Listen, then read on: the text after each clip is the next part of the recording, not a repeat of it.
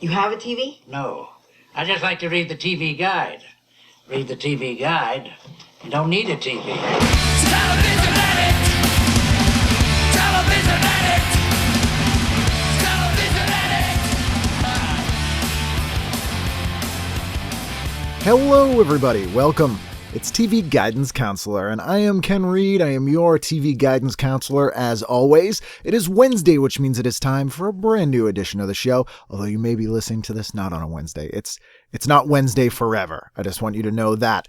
Welcome to the show. I'm very excited for today's episode. When I started doing this show a couple years ago, there was sort of a finite list of dream guests that I wanted to have on the show, maybe 4 or 5 people, and I never thought I'd ever get to even meet these people, let alone talk to them or have them as guests on my show. Some of them I've had on, and today is no exception. One of my dream guests is my guest today, Mr. Ben Edlund. Ben is an amazing person from this part of the world, the Boston area, as we talk about here. I've followed Ben's career for years and years, ever since the very beginnings of his creation of The Tick, and was so happy to see him move on to shows that I absolutely love, shows like Supernatural, Firefly, Gotham, just amazing stuff. I am so excited that I got to talk to him. You will very much enjoy this conversation. Ben is a very funny, super smart guy, which will be very evident that I am outclassed very quickly in this episode, but you will love it. I loved it. Everyone loves it. Even people that don't even know what it is, love it.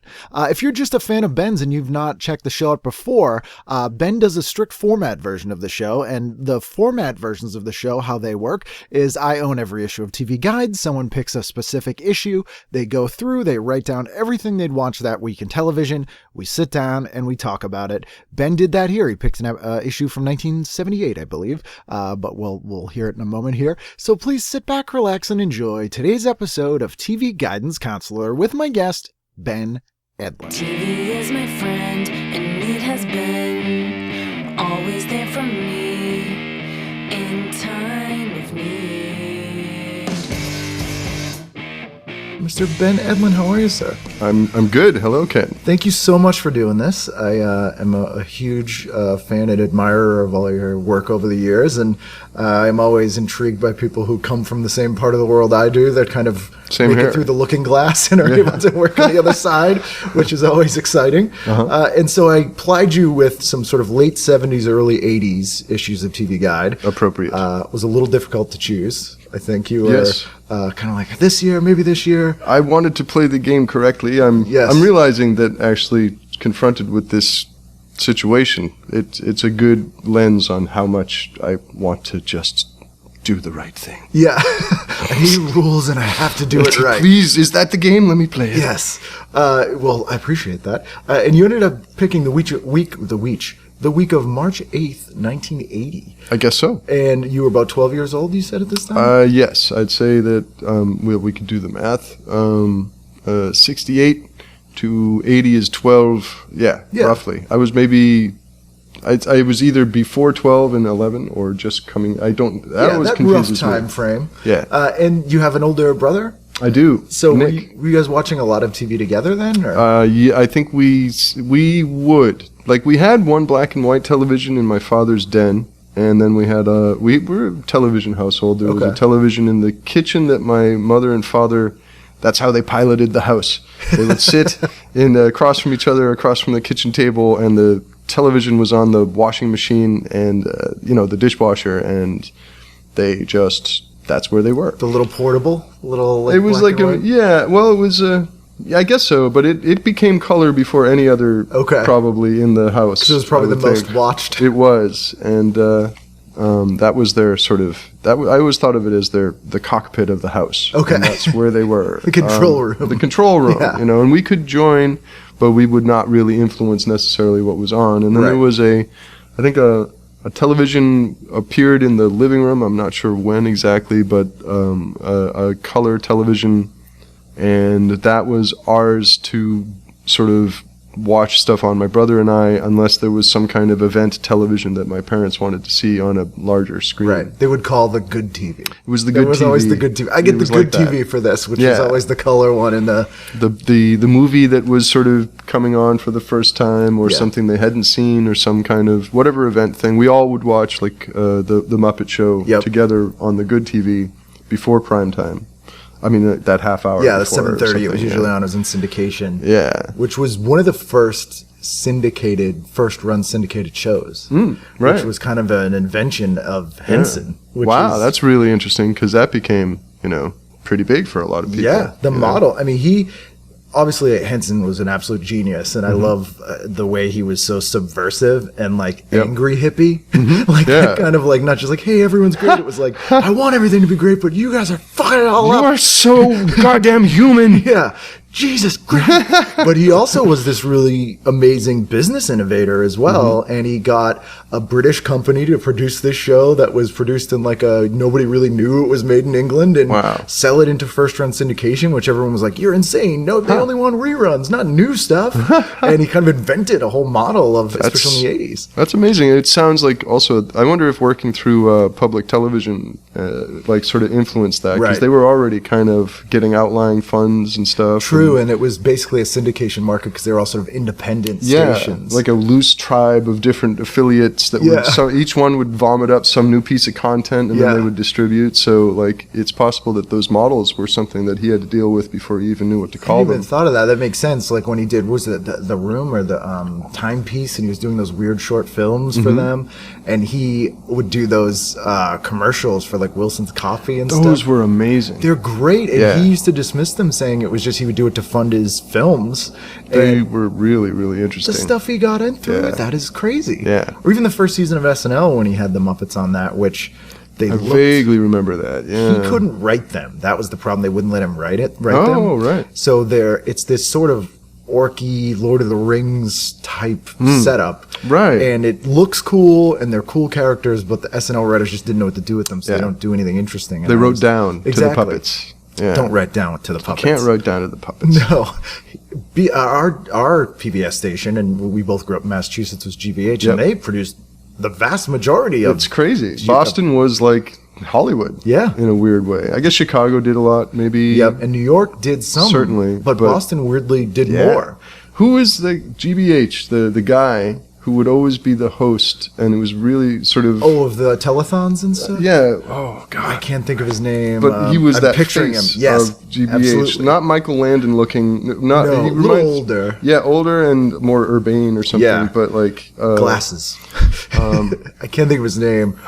We'll look it up after. Yeah. It will definitely come to us. But like Zoom was huge, and Zoom was like the PBS kids show that was produced there. I did an episode with James Urbaniak, and he remembered the address because he used to write into it all the time. Yeah. And it just had this huge non-local appeal.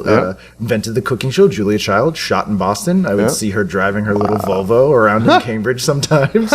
So there's our own little How did Hollywood. she fit into a little car? Anyway, go on. Not well. I will say her knees up around the steering wheel. Not very well. Bleeding from her most recent steak. I have to bleed so I am it's small enough to get into this car. So it just deflates me enough. So on Saturday night at 8 o'clock, what did you end up starting with? All right. So at this time, I mean, these selections, yes, I believe this is what was happening.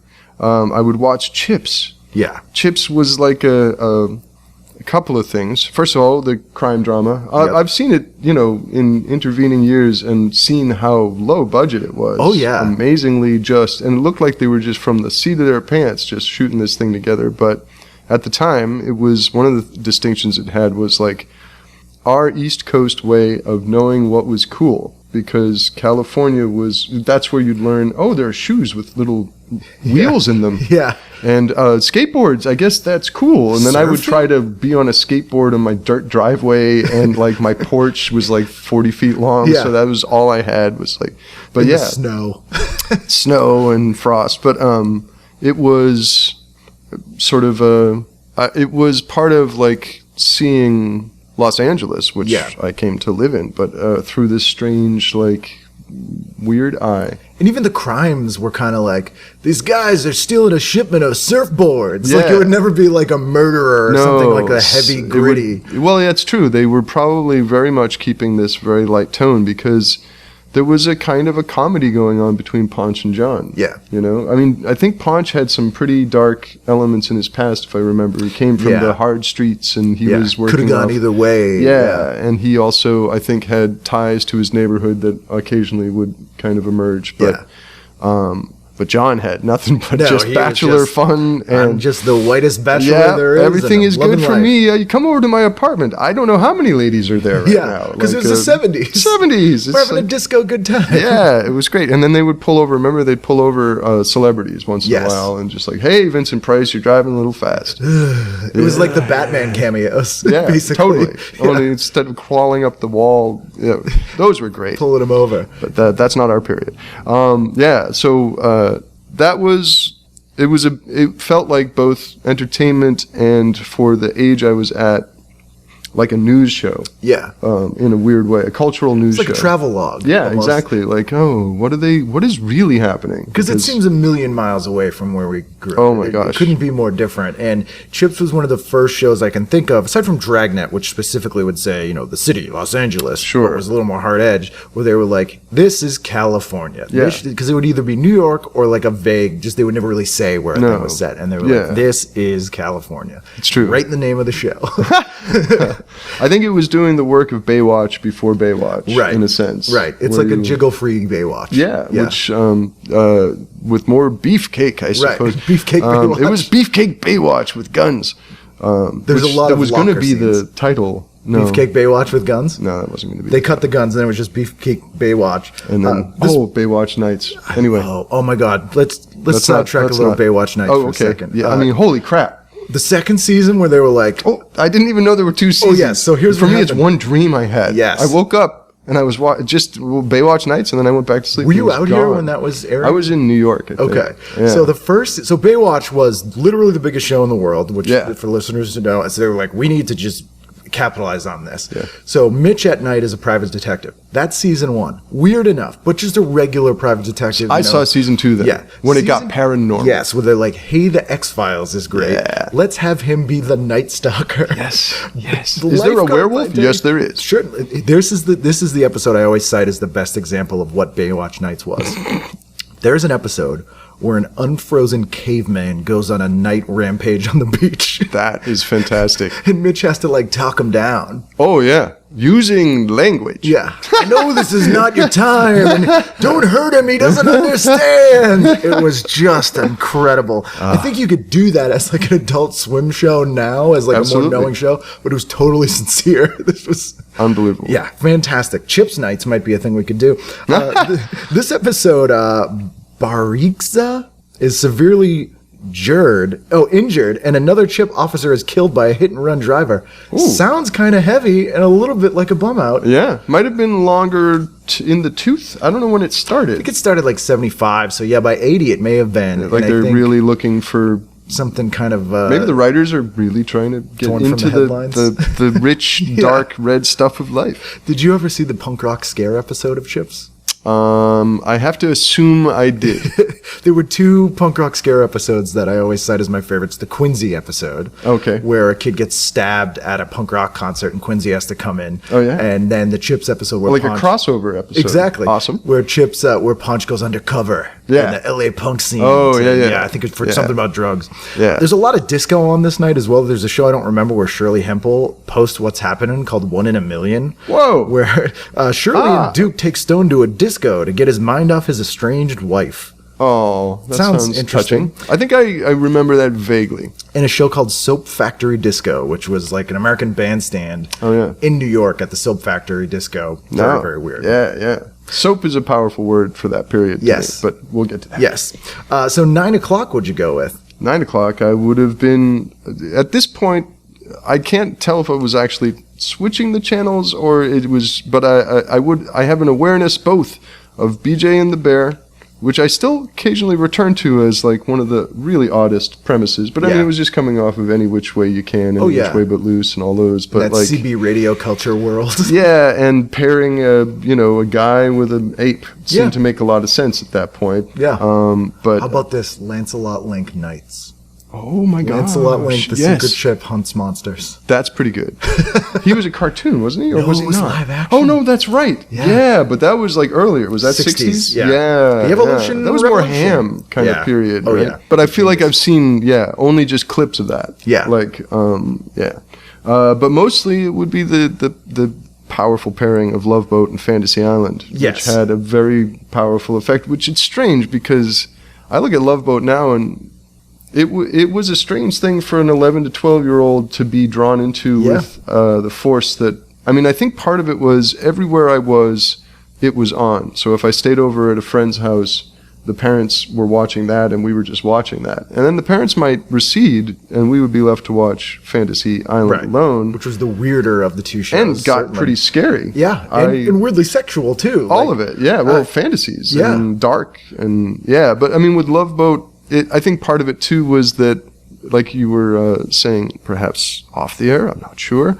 but the idea that our awareness of who was on, that we had, it was such a more closed kind of contained world of television personality and event that even if you didn't watch something, the number of commercials you saw on the 4 main outlets of like viewing, you would know all the faces and you would have a sense of which show what person was on. So the model of celebrity that Love Boat was using was probably an added kind of, Jimmy Walker would be on Love Boat and you'd go, oh. Sure. It's unavoidable. It's unavoidable. And to point that you said wherever you went, they were watching it was everybody watched these shows. And people kind of can't really wrap their head around the top 10 shows in the 70s were literally like 80% of the country was watching this show. Like Super Bowl every night. I mean, the number one show now wouldn't have even have cracked the top 100 then, just in sheer numbers. No, they would have been laughed out of any boardroom. It would have been canceled in a second. What is that, a comic book? Yeah.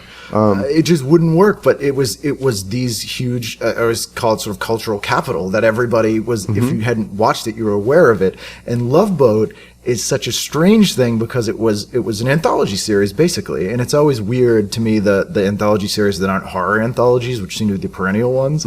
But it wasn't quite a comedy anthology either, because there was every episode there would be like a full-on slapstick one, then there would be a dramatic story, and then kind of a scary story sometimes, and then a story about the people who work on the boat. Yeah, I mean, and that was as a model. I mean, I was invested in the lives of those crew members because they seemed to have the greatest life going. Yeah. You know, I think the doctor, Bernie. Doc, not Kopelman. Maybe Bernie Kopel. Kopel, yes. Yeah. From Chaos. Yeah. He seemed to have it. For me, I thought he had a professional skill. He was always going to have something to fall back on with this cruise thing, and he was a ladies' man. Yep. And he sort of had himself in a rarefied position on this crew. But anyway, all of them had these kind of places to be, and it was a good wish fulfillment thing at that point, I think. But so it actually had a very strong spine.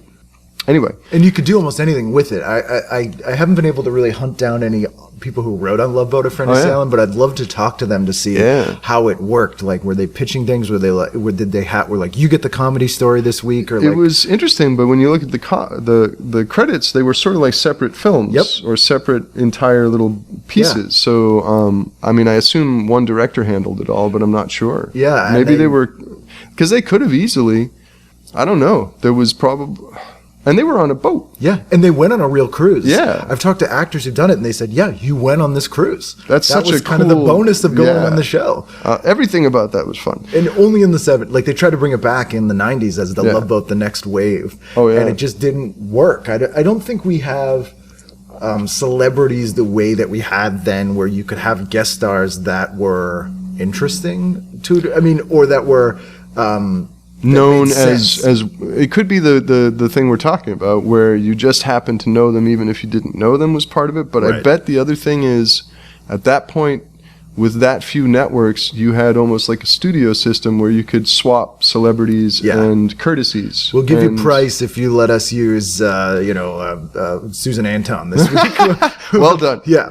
I loved that show. And this is a tough call because you have 3 shows on that are exciting big shows at that time. Hawaii Five-0, Love Boat, and BJ and the Bear probably being the third one in that thing. Yeah. You'd have this tough choice where you were like, which one am I going to go with? I think for me, though, Hawaii Five-0 was still a touch grown up. And that the way they interacted, the only thing for that, it was the opening credits.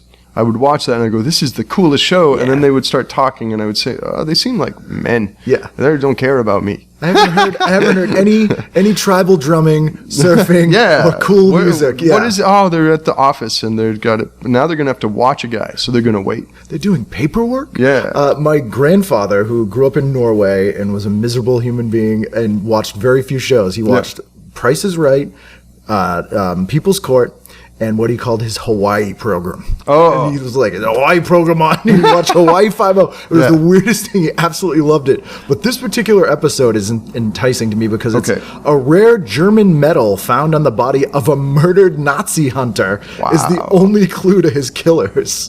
I just want to see that movie. I know. That would be super good. Here's the Love Boat. Story 1. And the TV Guide actually counts them out, which is interesting. This is how few shows were on the air at that time. We have like 2 paragraphs about this show.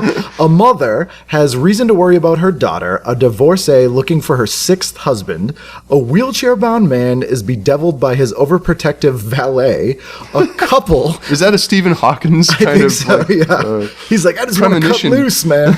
A couple find their 7-month romance turning sour. I'm going to guess that it was saved by infidelity, like every romance or marriage on that show was. Right. And Julie resents a former cruise director who chucked her career for marriage and a family. And again, I hadn't read this, but just looking at it, it follows that exact formula. There's the comedy one, the heavy one, kind of the free choice, and then the one about the group. And that was a show where if you were like, I want to get the best bang for my buck, in an hour you're getting 4 shows, basically. Yeah. No, it was there were a lot of stories, and maybe that was part of it too. I mean, like you had the natural human desire to watch a story unfold and resolve itself, and it did it. I mean, for good or ill, it did it 4 times in that role, and that was. I'm just trying to think of what it had that made it so compelling, even to my generation, my peers. Which seems silly now, but I mean, people who have gone on to work in this industry and who write things that are as far away from Love Boat as you can get, you're learning story structure, I think, and a bunch of different kinds of story structure. Very much that short story kind of structure that applies itself to television maybe sometimes better than any other. Right. And you're kind of getting that education without realizing it, probably. And then Fantasy Island this night is an unemployed actor wants to experience an adventure as, quote, Jungle Man, the character he played in a TV series. And this I don't know if you fantastic. Read the second story here, but nope. This is maybe the best. I mean, I've been doing the show 2 years. This might be the best thing I've ever read in here. A ventriloquist played by Annette Funicello thinks her dummy has assumed part of her personality. That is perfect. This is post Magic, I bet. Yes, yep. So 79, it was Magic. So this is right on the cusp of that. Yep. And like, wow. First of all, Annette Funicello, ventriloquist, already, I'm 100% on board with it. Yes. You have my money already. And then her dummy is taking over her personality. Her dramatic range well tested. My God. I want to see her get that in her teeth. Wow. Did you think that Ricardo Montalban as Rourke was the devil or God on that show? Did you ever think about it? Oh, no. It's an excellent... I mean, I didn't think about it at that time. I think that after that point, he had a sort of he seemed to me like a sympathetic devil. Yeah. I didn't feel like he was God exactly. Although he was wearing the white suit. Yes, but I thought that was a red herring for his evil intent. Right. I felt, though, a neutrality to him. Okay. I mean, I guess that he took joy in adversity of story. Yeah. Like, he liked drama. And he liked that people had to go through a kind of a Dark fiery Night of the hoop Soul of drama in yeah. order to achieve, like, he was almost like the spirit of story. Like That's a good he way to look really at it. just like, and it didn't matter if you crashed on the rocks. It didn't Right. matter what happened, because story was life and you were supposed It's to neither go through good it. nor bad. It just is. Yeah. Because he had, and it might have just been how Ricardo Montalban played him, but he always had a slight sinister edge where it was Yes. like, are you sure this is what you want? And then it was Yeah. like, yeah. And I was like, okay. But then you look at his interaction with Herve Velechez, with Tattoo, and with his people, and he was a good boss. Yes. You know, He was very loyal and was not just abusive. there was no abuse, it was respect across the board, and real affection for that strange little man. Yeah. Who was just, I mean, it was just how he was written. He was a strange little man his in real mental life. capacity was just questionable. Yeah. But no, in real life, I mean, I remember, what is it? Forbidden Zone. Zone, he's Fucking- the like king, that is, you're doing that, then you've got some, good wide open channels. And he was a painter, and during Forbidden Zone, he lived with the woman who plays the queen. Oh God, she won an Oscar. I'm going to know when you say it. It's been so long I'll come since up I've with it seen later. it. But they lived together, and he also came from the same village in France as Andre the Giant, which is crazy. This is so good to know, He carried a gun on him all the time. Like he was a really just this because weird, he knew interesting guy. Andre was looking for Yeah, he's because like, they had a thing back there. Yeah, they had And a he was real like, rivalry. Andre is coming. Do you Obey! I think you may have still lived in Massachusetts at this time. Do you remember the Yes. series of Dunkin' Donuts commercials with Herve Velechez?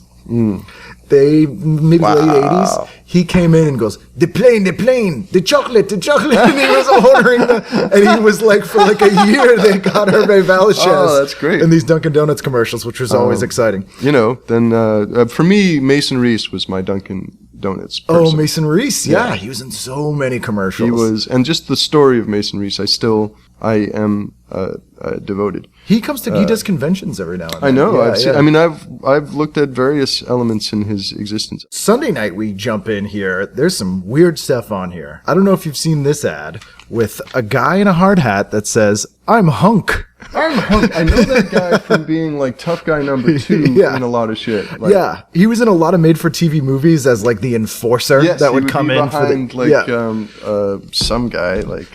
We're going to take this rec center and make it into a parking lot, and you guys got 2 days to Like get the out. A-Team. Yeah, Like, the exactly. A-Team would create a catapult that shot watermelons. Yes. And he would get hit in his hard hat. Whoa! And so it says, I'm Hunk. When I feel good, everybody feels good. But if some loudmouth makes me mad, everybody scatters. And it's an ad for the show When the Whistle Blows, which was about construction workers. Oh, yeah. Did not do well, but I also love that he's wearing a t-shirt that says USDA Prime Hunk.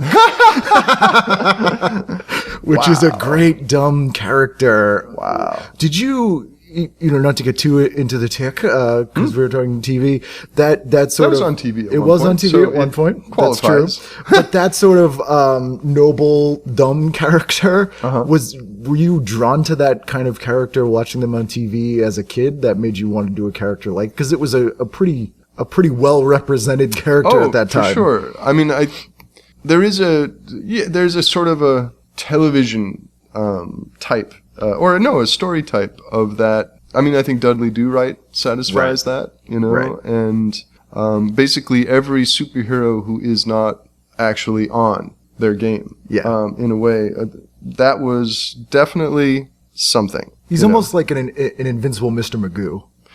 There's an obliviousness. Yeah. Mr. Magoo, what a weird, bizarre. weird situation. It's like they made a Czechoslovakian cartoon for America. It's like an animated version of the Miracle Worker. It is. It's terrifying, Yeah. and just like, and his life is so limited, and he gets into the worst little scrapes, and he doesn't even know one bit. Maybe philosophically, it's quite profound because he's living at the back of Plato's cave. Yeah. Seeing shadows, and he just doesn't know what the hell is going on. He's constantly at the precipice of death and has no idea. No, and misinterpreting every turn of his existence. Yeah. I wonder if a lot of people's last words on their deathbed are "Roadhog." And people are like, "You got it, Mr. Magoo, got it." Were you reading a lot It's good. I like that Well, because Rosebud, Roadhog, it fits makes very nicely. perfect. I think I'm going to have to remember that when I die.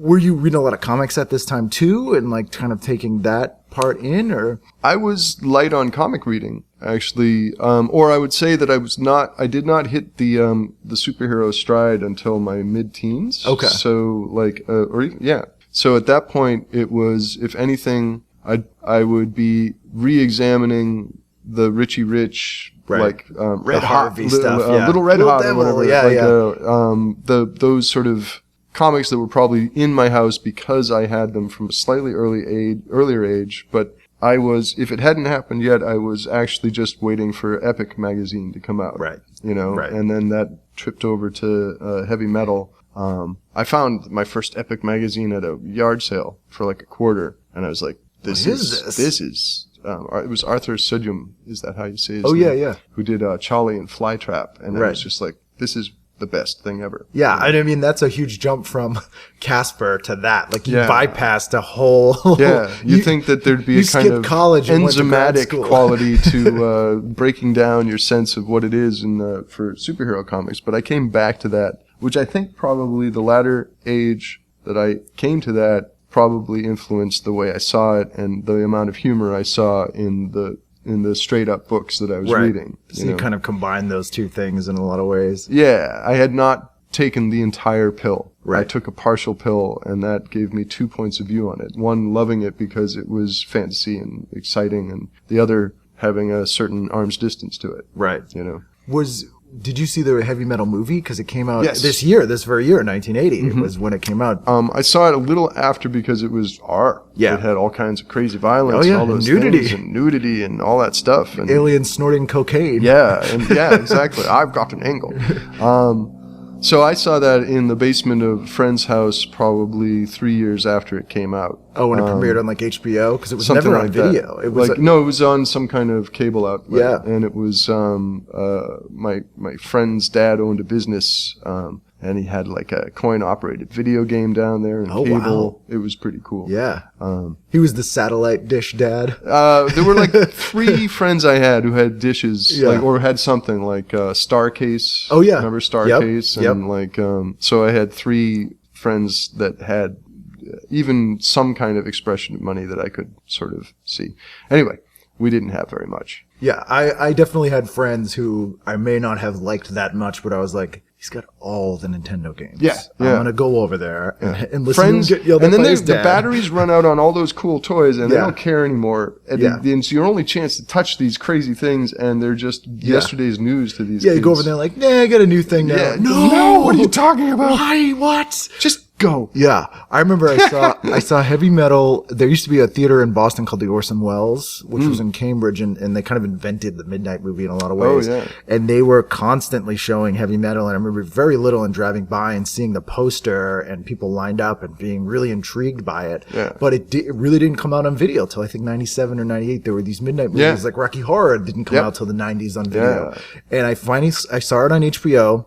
And I was obsessed with the Lochnar. Yes. Because it was Percy Rodriguez who did all the trailers from all my favorite movies. Most notably Jaws. He was in. yeah, But he yeah. also did all of Terry Gilliam's trailers and had right. like a comedy voice. Right. And I was obsessed with finding out who this guy was because you couldn't look it up on the internet. No. And it wasn't like, I'd go to the library a lot and they had movie books that told you who was in movies. Right. You couldn't look up who's doing the trailer voices, and it was just so endlessly frustrating. Yeah. Well, that was like you were finding ciphers inside the mass of it. Right, And right. I remember that kind of thing. Something to lock onto. Decoding those things for your own edification. Exactly. So what did you go with at 8 o'clock on Sunday? Oh crap! We're just on Sunday. Oh, That's sorry, fantastic. yeah. No, I don't care.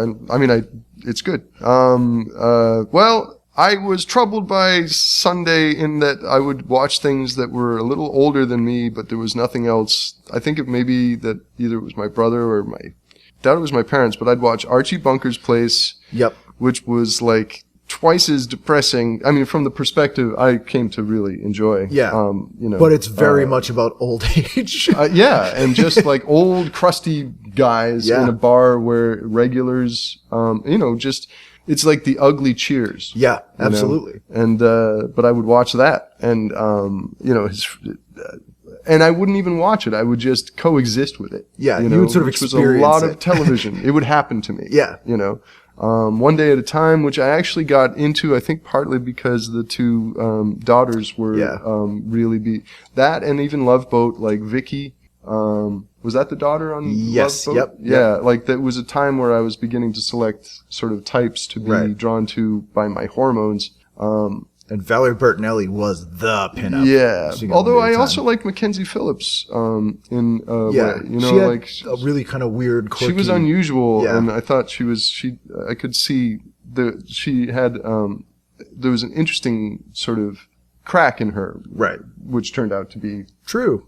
not There was crack literally in her. crack. But There something- may have been, yeah. a pre-crack. Yeah. But that, and Schneider was sort of a really good, you know, kind of superintendent foil creature. I don't know. It just, but all of it, again, this is a CBS, right? They were all kind of depressing. And then you got From One Day at a Time to Alice. It was just like watching just this like weird, chinsily filmed independent movie about human frailty and like based on that very faded virtue and faded like dreams and like I don't know why that was. I mean, the Jeffersons was after that. That was moving on up, and everything, but still politically involved. I mean, like not politically, but like just sociopolitically. It was radical because they got out. They did, and this and is before Reagan really changed what people wanted to watch. Because the 70s of there's a lot of this TV is like more reflective of people's real experience, and it's almost some of it too is like this is what you deserve.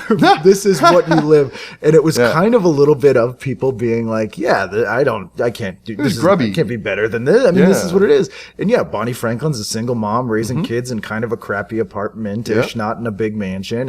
And Alice, it's based on a Martin Scorsese movie, for God's sake. Yeah, and, Jesus. one single mom fleeing an abusive relationship and works at a diner, and this is a sitcom. And once Reagan came in That Morning in America, you start seeing this wish fulfillment trickle into the family sitcoms, and it's nuclear family, and you get a little bit more wish fulfillment. This is how you're supposed to be instead of this is how you are. And it's an interesting way that I think humor changed, because humor was always the vehicle of the underdog in a lot of ways, and they definitely used the 70s Bad News Bears kind of feel. They used it to survive and to get through stuff. And then it changed to laughing at people a little more, or being less about we use this as something to move on, and more just kind of it's just here. In a way. Well, it also seemed like, I mean, taking that point further or discussing it, it's sort of like they had, it was, I mean, you know, you see the comedies from the Depression era, like The Forgotten Man, or these like and screwball comedies. It's the stakes are they're lighter in this weird way. That's, and I don't know, it doesn't really tie because the 70s would be technically the Depression, but it felt like in the 80s we were letting ourselves off a hook and laughing more lightly, and fantasy and sci-fi, I think, felt like it was sort of swimming in a different area. I don't know. There was less whistling past the graveyard, I think. I think so. Yeah. And also just less dirt roads. Yeah. I think a lot of dirt roads in the 70s. Oh, yeah. You know, and then everything started to get paved over, and then you had curbs and high rises. And we went from Mad Max to NASCAR. Somehow. The way that I would say Maybe it. so, yeah. It got more organized and started to pay off. I mean, in a certain way. The Archie Bunker's place, this episode Ann Mira's in, and Jerry Stiller in it. Oh, yeah. I always love. But there's an episode of Archie's Bunker's place that like profoundly disturbed me as a kid, and a lot of people now will erroneously cite it as an episode of All in the Family, because that's the show that everyone cites the heavy episodes, and it's the one where the wife is dead. Yeah. And he comes home and finds her slipper. Holy crap. Under the chair, and just breaks down crying. Wow. And it's still, I mean, I've watched that clip now just to be like, maybe I was just affected by it because I was little, but it's in complete silence. Wow. And it's Carol O'Connor, who's a tough guy, loudmouth, and he's such a great Superb actor. And he finds her slipper, and it's such a small, human, real moment that someone would have. And that's the thing about someone being gone that would really tip you over the edge. And but it's an Archie Bunker's place episode. It's not from an All in the Family. It's not a surprise that they were still trying to get to that kind of, you know, it was like watching a play. Right. All in the Family. As much as, I mean, then they would go for sitcom tropes, and then they would fold back into something that was more dramatically profound. Right. But yeah, I mean, but what a mindfuck that Sunday night was. Oh, totally. Good thing the Muppet Show was on. Yes, you had that palate cleanser. and Lawrence Welk, if you want to watch Mac the Knife. Which you polka would style. actually, I would watch I 5 would too. minutes of Lawrence Welk and go, what planet is it? And it was new. It was. It wasn't like, old. It was we used this. That's yeah. when you realize the country is big. You're like, things are different all Or over. just old people will never make sense to me. There's still polka shows on. Where? Being made now. There's a woman called Mollie B who I'm kind of weirdly obsessed with because she's this like go-getter, almost like Sarah Palin but not evil. Yeah. And who has this So show. she doesn't shoot wolves from helicopters. Exactly. But that kind of you betcha type, but like really sincere Midwest. And she's this amazing musician, plays like 30 instruments, and she's probably, 25 and pretty. And she has this thing called Mollie B's Polka Party. Wow. And it's totally sincere. It's like the Schmengies from SCTV. It's on some weird network like American Living Network or something every Saturday night. And we DVR it because it's just her. And I want to see that. Oh my God. It's her hotel ballroom, old people dancing. And the bands are always like, oh, these are the polka parties from upstate. It's amazing. It's refreshing. It's what I want in America. Yeah. Also want to note that 10 Speed and Brown Shoe is on a lost show that people never talk about anymore. Which I always like. For me, that was one that I would pass through. But at the same time, and I don't think these things are linked, but for me, there was a very powerful movie that was on every 6 months at around that period, which was Freebie and the Bean. Yes. And Alan Arkin. and who? Alan Arkin, Alex Rocco, and James Caan. Yes, right. And for me, that was an incredibly important movie. Like the transvestite battle in the bathroom at the end. Hitman. Yeah. He was like a Bowie kind of like Superman and a kick murderer. Yeah. I think I kind of tried 10 Speed and Brown Shoe thinking that I was going to see that, and then it wasn't Freebie and the Bean as a show. Yeah, and then I just, in disgust, turned it off. They did do a Freebie and the Bean series. Maybe I remember tuning it was into that. very I don't think quick. I would have been able to take non-Alan Arkin, non-James Caan. They have such amazing chemistry. And Valerie Harper is in it. It was and Alex Rocco, and it's Richard. I can't remember his name, but he did The Stuntman. As well. Oh, He only directed a few movies. that makes sense, right? That movie, to this day, I mean, it came out in 72 or 73, has the best car chase scenes I've ever seen in a movie. Yeah, they They're are driving strong. backwards down and he flies into the third floor of an apartment building, and they just did it because they were just doing That those was Jackie stunts. Chan style stunts. Yeah, they're just doing them. It's funny and scary and dark, and it's got that. It's almost like Lethal Weapon 20 years before. Absolutely. It happened. But even with, I thought like, well, I mean, a really strong comedic dynamic, but like, just more electric. Yeah. It's a thriller. Less about I'm too old for this shit, and more like the Odd Couple are just shooting guns. Yeah, it's a great movie. It's really truly ahead of its time. Like that movie is an 80s action movie made in the early 70s. Absolutely. Yeah. So Monday night, and we had a little trouble with this because this TV guide, not surprising, it's 30 plus years old, started to kind of fall apart a little bit. And so it got a little out of order, but I think we sorted it. It was like sliding doors. Yes. It got very confusing. The world less shown. It was like a memento as a TV guide. So some of the pages came out and were inserted in different areas. So I was looking at Tuesday for Monday and Monday for Tuesday. Anyway. We sorted it. We did it. And what'd you go with? This is Monday, right? Yep. Okay. A little toggling because I think I was still tuning into That's Incredible. Yeah. And Real People, right? Right. But I think I had started to really switch over to WKRP, and MASH was a big one. House Calls I would see as a companion to MASH, and I remember the kind of confusion that started. But right. I would say actually no, MASH had been a companion of mine for some time at that point, maybe a couple of years. I remember a midnight showing of the movie on New Year's Eve when I was too young to stay up that late but wanted to, and one of my aunts kind of let us watch MASH, and it was really thrilling, and that was a pretty racy, cool thing. And so I started to watch MASH the show. That was something that really influenced my. That was like I was saying, if the TV's cereal, the milk was MASH. It would just pour over all the other TV because there were so many reruns of MASH on so many different channels that you could watch it 4 times a day during the 80s. It was our homicide life on the street. There was almost like a MASH channel. You could not quite, if you wanted to, it would be hard to not see it by mistake. But I really was into it. And at that point, I think also, I have a daughter, and I went through that period where you see them able to watch something over and over and over again. And I never think get sick of it. I was there.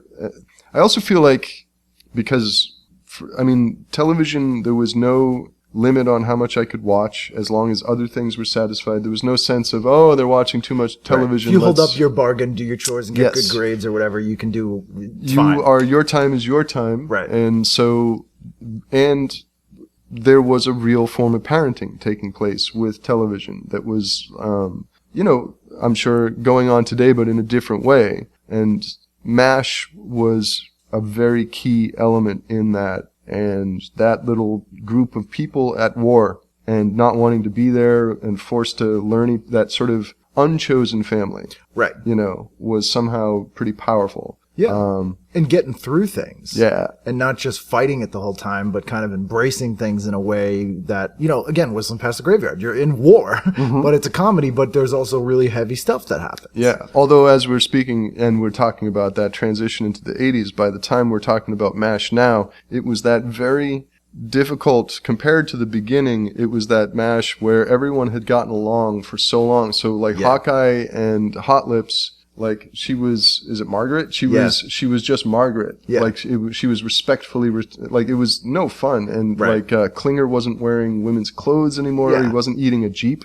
Well, the same conflicts can only go on so long, and then you need to have new characters, and you're no longer making an allegory or a parable about the Vietnam War because it's been over for 5 years. Yeah, no, it's like forever. So it's just you're lost in the situation comedy. And so it went on too long, but they came back with that amazing end. Yes. Which was an extraordinary, I thought, piece of television. It's still the highest rated TV show of all time. Yeah. The MASH ending. And it was, one of those rare sort of unifying cultural moments that no matter what political leaning people had or where they were, everybody watched the MASH ending for a show that was a subversive anti-war show. Yeah. Everybody watched it. And you would never get that now.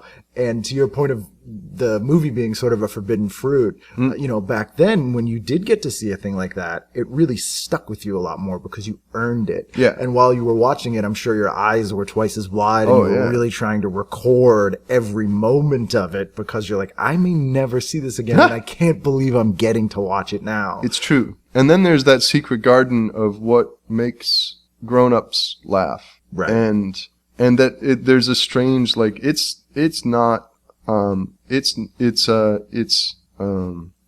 wrong. It's a little dirty. Right. And, it has, like, the heroes are drugging all of the other players in the football game. Like, they're doctors and they're taking out the jocks with, like, drugs. And they're, Sally Kellerman being revealed in the shower and she, like, they are cruel to her. Yeah. So there's cruelty and, deceit and all these things. So the anti-hero and the subversive values of that period, just a lot going on that felt like very much this forbidden fruit. And for me, very activating because I was always wanting to write at a level even then that was, there was a point where I had started a novel and my novel was on like yellow lines with a red pen. I wrote in a red pen and I was trying to write basically Paradise Lost. I was writing a novel about Satan. Right. And it was going to have all this stuff in it. And then I realized I haven't had sex. I don't know anything about any form of interaction between adults. I actually like fired myself from the novel because I didn't know. You don't have the experience for this. You don't have any of the inside clues. Anyway, so. Well, you were almost probably writing the novel to try and get them. Like, you're like, maybe if I think about it enough, I can sort of, almost like a virtual reality version of it or play through it in a way. Totally. Wanting to, it was the desire to be what I wanted to be, which was sophisticated. Right. But I was from Pembroke, and I spent a lot of time just the bleachers at the hockey rink, or playing video games. Like, there was not a lot of culture just falling from the sky. There's not a ladder you can even find to get on to climb up. No. There's no way out. You would have to be extremely precocious culturally to find the cool in Boston. Even, right. You know? Yeah, and Pembroke is just far enough from... I really lucked out where I grew up in Melrose because it was the final stop on the T, our train. So I could actually, on my own, go into the city. Right. But I always wonder what would have happened if I had lived one town over in Reading, where I couldn't just walk to the T, you know, but it's a mile away. But if I wasn't able to go into the city all the time, I probably wouldn't, or couldn't get college radio because I was just that far enough away that the signal wouldn't come in. Yeah. I wouldn't have been exposed to all these things that became sort of my lifelong loves and really were life-changing and put you on paths. Yeah. And Pembroke was just kind of far away enough that it was probably kind of a pain to get into the city. I was very fortunate that my parents, they met at art school. My dad was an artist. My mom was a very progressive thinker. And so we had a lot of really interesting books. Right. Like, so that helped us sort of. But get worldly without having to go anywhere. Yeah, but a whole different generation of worldly. Nothing about the cultural map that was actually happening at that moment. It just created areas of receptivity. Right. You knew things existed, and you could look for them now. Yeah. The Tick was your ticket, right? I mean, that's what got you out here, or yeah, for sure. I mean, I was on a course that was moving in the direction of I was taking film school in Boston, and then the Tick got published. I was making it while I was going to my first year at Mass Art. Okay. And it became the ticket to actually closing the circuit between what I was seeking and what sort of... But it was more about just very fortunate getting a forum for cultural expression at a very young age that may have been in some ways as debilitating as it was, at that sort of classic kind of, it led me to some conclusions that made the the late 20s, early 30s a kind of, an area of minimum achievement because I was sort of an early bloomer in that regard. Right. It was easier to a degree than most people probably. You didn't have to do the slogging people had to do where they built sort of that callus for when it ends to go to the next thing. So it's hard to, and that happens a lot when you get that sort of twist of fate and the people that I'm friends with that I know that are working in the industry when they were just like craziest thing and the first thing I ever did, boom. Yep. And then when it sounds probably dumb to most people, but once you get that thing that doesn't do it after that's all you've known, you kind of don't know how to handle it. It's the sophomore novel kind of classic kind of, and I mean, New England Comics was in Brockton. That was 3 towns over. Yeah. If that. Like, 3 towns probably. Whitman, Henson. Yep. A couple of cranberry bogs in between. Yeah. One right in front of my house. Right in front of my house. I grew up on a cranberry bog.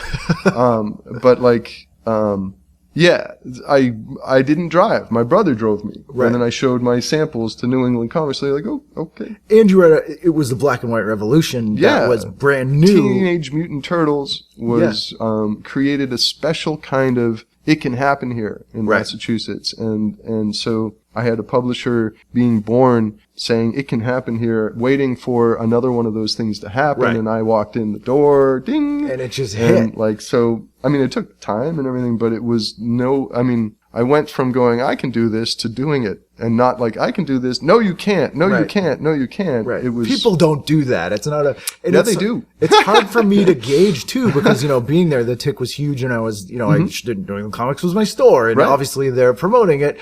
And I bought every issue, and I'm like, wow, this guy's doing it. This is great. Right. So it's hard to tell who's a popular band from Boston, basically. It's like, are the Mighty Mighty Bosstones Aerosmith? Yeah. Or does everybody know them, or is it just here? Is it bigger because we're underwater? Right. Exactly.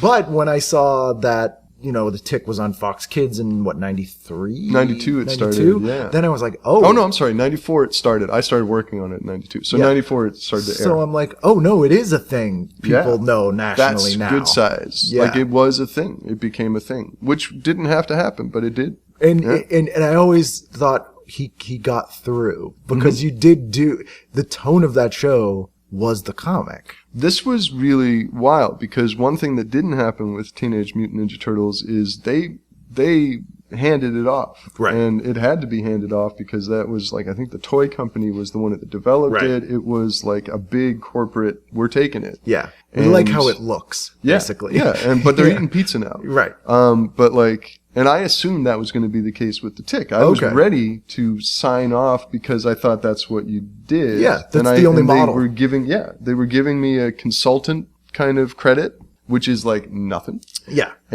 But then because they were having struggles with the outline, and I was just around, and I was like the studio that was doing it was Sunbow. It was on 23rd Street, and I was living at the time, in the East Village. So I just ride my bike up there. Right. When Still they were not having driving. meetings. No. Yeah. And I would just go there and like, and I happened to trigger some maternal instincts, I think, on the parts of many of the women who were running that company, so they were not averse to seeing me, and then I started to have a meaningful impact on all of this writing, and then paired up with Richard Liebman Smith, who Right. had been contracted from he was Playboy kind of humorist writer and a science magazine editor.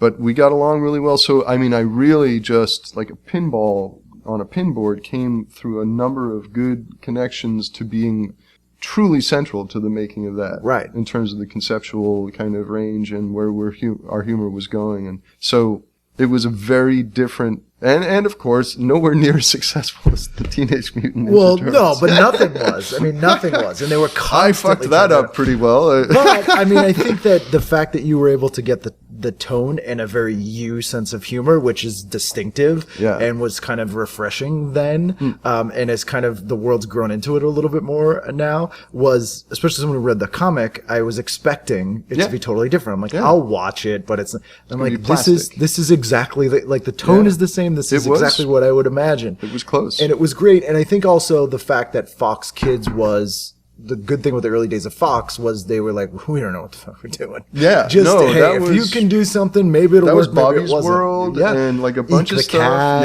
Yep, that was the really Killer interesting. Tomatoes cartoon. Oh, God, right.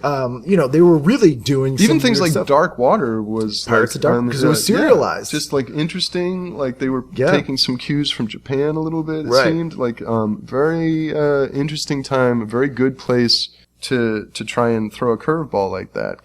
And for me, we're going further back, but like it had been done already, in my opinion, by Mighty Mouse, Right. Chris Falusi and Bakshi. Yeah. And I was like, that to me was In 88. mind blowing. Yeah. Was that? No, wasn't it earlier? John- I thought it was before the Tick. It was. Oh, yeah, it before was, the Tick of course, on, because but I'm in the 90s, yeah. It was CBS. And I'm thinking of 88. 1980. Yes, like, 1980. in But all yeah, lots. John Kay, who did Ren and Stimpy Totally. later, that was his Yeah. thing. And yeah, the stuff they got in that was crazy. Yeah. And so I was just like following that track, but that went off quick because of some, I think, some cocaine controversy. sniffing and Yeah. stuff. But like, I mean, on air, like Mighty Mouse was getting Sniffed high a on rose, poppies or but yeah, something. poppies. Like, Yeah, 8:00 on Monday when That's Incredible, which is a show that was really one of the first sort of human oddities, kind of like weird. Because I was fascinated with Guinness Book at that time, and it was a different book where it was like a lot of freak pointing pictures, and everyone always references the fat motorcycle twins and the The guy fingernails who had to be buried in the piano case. Yes, yeah, and That's Incredible was kind of that as a show in a weird way. And this episode is they say scheduled. They don't want you to get your hopes up. It might change. It just says scheduled. Okay, yeah. Reports on a Because people man. would have to show up. Yeah. Strange people. If they didn't show up, it would have just They been put John that little- Davidson they singing. Put the yogi in the box on That was the one. The It was like a clear 7 acrylic foot box. tall- And tall- then, yeah. he could fold up like nobody's business. I'm surprised this hasn't come back because most TV now is just a yogi in a box. Everyone's Sure. like, ooh, he can't fit there. Oh, Yeah. David Blaine, all that time, and they didn't do this He again. fit in there. This one is scheduled. Reports on a man who claims he can break a brick with an ordinary water glass, a rooster that plays tic-tac-toe, and a woman who reportedly was visited by a ghost. Also, a look at how snake venom is being used in medical research and how crying can be used to cure depression. That's incredible. It truly is. I feel like I remember the snake venom. Yes, I snake think venom that- came up a lot. There's a lot of Yeah. snake handlers. You and- always see that like The milking. little jar with the rubber top, and they would be Yes. constant. There was a lot of venom milking going on in the late 70s, maybe. Heavy time. Do you remember? Yes, yeah. And Stanley, the movie that was a ripoff of Willard, but with snakes. Oh, that I don't recall. Yeah, and there was a lot of. Have you ever seen Curse 2: The Bite? I feel like maybe. Who was in it? Jamie Farr, speaking of MASH. Holy crap. It's, Before he did his Windows yes, infomercials. yes. It's an 88 horror movie, and this kid goes through. But it's the second in a right. But the first one is based on the color of Troll space. 2. Exactly, very different. The color of space. The H.P. Lovecraft story with the meteorite that poisons the town. Yeah. It was a remake. Well, not even a remake, an unofficial adaptation. Will Wheaton's in it. Mm-hmm. The second one, totally unrelated, was made as a different movie. They slapped the curse name on. Sure. But this kid gets bitten by a radioactive snake, Spider-Man style. Oh yeah. His hand turns into a snake that starts killing everybody. Wow. And then he starts vomiting up snakes. And Jamie Farr has to be the hero. The science behind that is... Yes. That is incredible. That's incredible. I do want to mention at 9 o'clock, there's a very special variety show. The variety show was dying on the vine at this point and had been the perennial show they could always wheel out. Yep. And this was a really, has all the pinnings of being a last ditch effort to get this kind of going. It's literally called The Big Show. Oh, yeah. And it says, big time comedy variety is back. A big show so big it takes 90 minutes to see it all. This is the lineup. Marie Osmond and Gavin McLeod host. Oh. Bert Parks, The Pink Lady. This is their introduction to America. Meg Tills, John Biner, David Copperfield, the Broadway cast of Ain't Misbehavin', and much, much more. Wow. That is a big show. And that's after the Donnie and Marie Osmond show in the 70s, Yes. right? So that must have crashed finally. And it finally did, and she was like, I don't need you anymore. I'm going maybe with they Gavin were. McLeod. I think they did have some falling out period. Yes. I feel like I remember. Right? They must have argued over little Jimmy. That's what I was thinking, because that was their actual like child, wasn't it? No, he was the youngest son. He may have been. That's Donnie the and controversy. Marie, Donnie and Marie procreated Matt's little that's Jimmy, and it was covered up as the young brother. Genetic pay dirt. Yes. We're making him. We can make a better Jimmy. So Tuesday night, 8 o'clock, what'd you go with? Let's see. Happy Days was definitely important. Yeah. Yeah, very. I mean, at that point, I think you were correct to point out that like Happy Days was in its, maybe Fonzie was a teacher at that point, or working. He had his own garage. He was starting to settle down, and then like the guy who ended up on Married with Children was the gym teacher. Ted McGinley. Yeah. Yes, they call him And TV Poison. Richie was in Went to the college or Greenland. something. I think he was in the Peace Corps, or he was in like so it had gotten very. And maybe his pregnant wife was there. Yeah. And Joni Loves Chachi was either about to launch or had Blansky's launched and Beauties. failed. Oh, God. So, yeah. So it was different. They were happier days when you think about it in a way. Less angst. But nothing was really... I remember one where... Well, no, this was even before they had... This was post Jumping the Shark. This was after the nephew of Satan showed up. Oh, yes. This was after they started Mork and Mindy on that show. So it was... That show may have had the most spin-offs, I think, of any TV show. I have not confirmed. Vernon Shirley, Mork and Mindy, Joni Loves Chachi, Blansky's Beauties, Pinky Tuscadero had her own show very briefly. There was also a show that spun off for Lenny and Pat Squiggy? Morita's. No. Lenny and Squiggy had a pilot, I think. Okay. There was just a lot. But Lenny and Squiggy were actually technically Laverne and Shirley, so it would have been a spin-off of a spin-off. Still, and the weird cousinhood. thing about that show was that it started shot on film, single camera, American Graffiti style, and by this time was now 3 camera, shot on video. They kind of stopped pretending it was the 50s. Like, it was clearly the 70s. They very just kind of strange. stopped. They were like, hey, no one cares. I'm like, really? It's like, it doesn't matter. It's Happy Days. Yeah. People just want to see Fonzie. It doesn't matter. So, but you had to watch, I mean, every kid watched Happy Days. It was like, if you showed up at school and you hadn't watched Happy Days, like, they were like, what, were you in the hospital? What Cultural happened? imperative. Yeah. And then Laverne and Shirley. I remember being perplexed by Sheriff Lobo. Yes. Because he was this authority figure in BJ and the Bear, and he had his own show. I remember just being perplexed about why it was on. I think my brother was maybe trying to watch that show.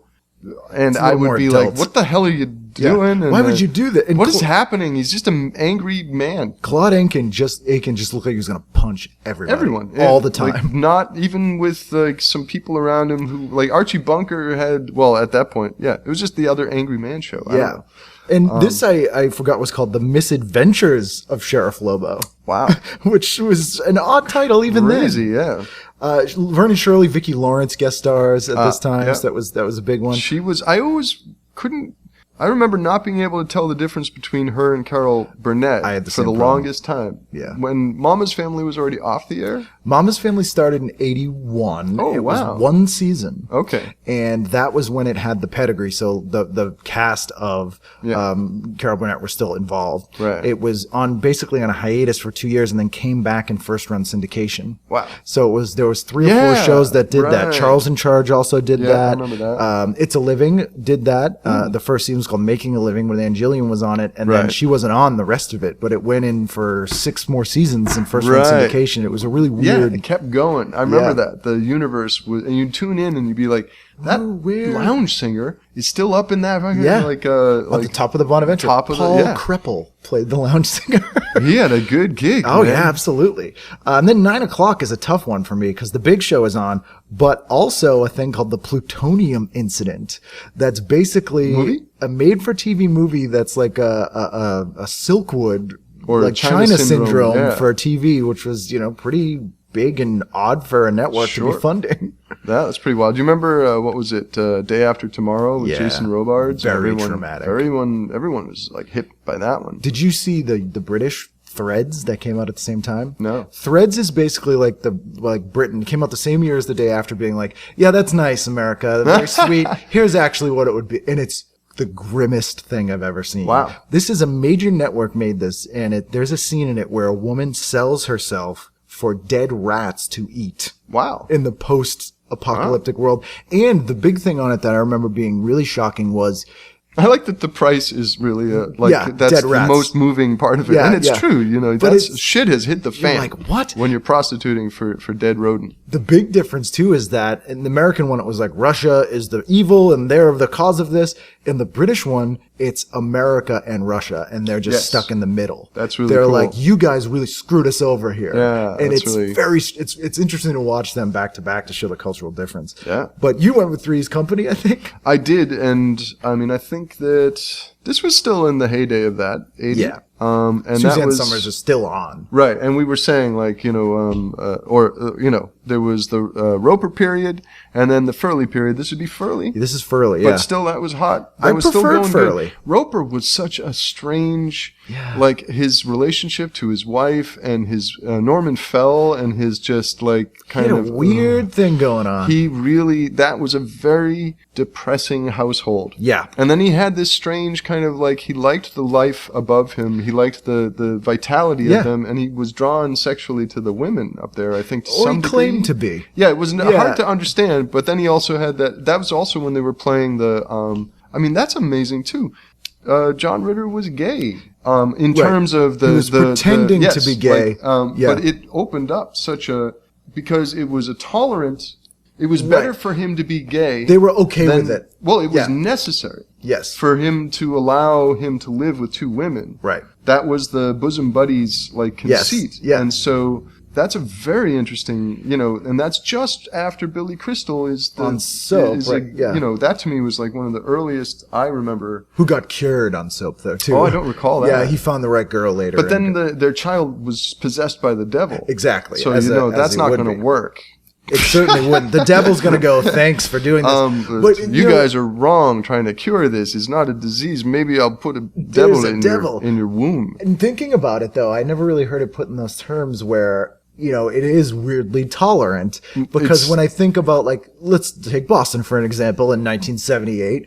If a guy was like, I want to rent this apartment, I'm gay, they'd be like, get the fuck out of here. Like, they would never be like, only if you're gay. Yeah. Which is another very California show. Like, Absolutely. explicitly Santa Monica, Venice Beach show at the opening credit. And they're like, hey, that seems like a good time. Yeah. And I think that Norman Fell, he was kind of like, man, even he thinks he's gay. And it might even be like, man, that seems like fun. Right. Like, he seems like he's lost every bit of his own sexual orientation or any sexual polarity or drive. And then he's just kind of this field in which these other things take place. Yeah. But when you break it down, he is more comfortable with sodomy taking place over his head than heterosexual sex. Because his wife's always on him, and she's all like, I love the 70s.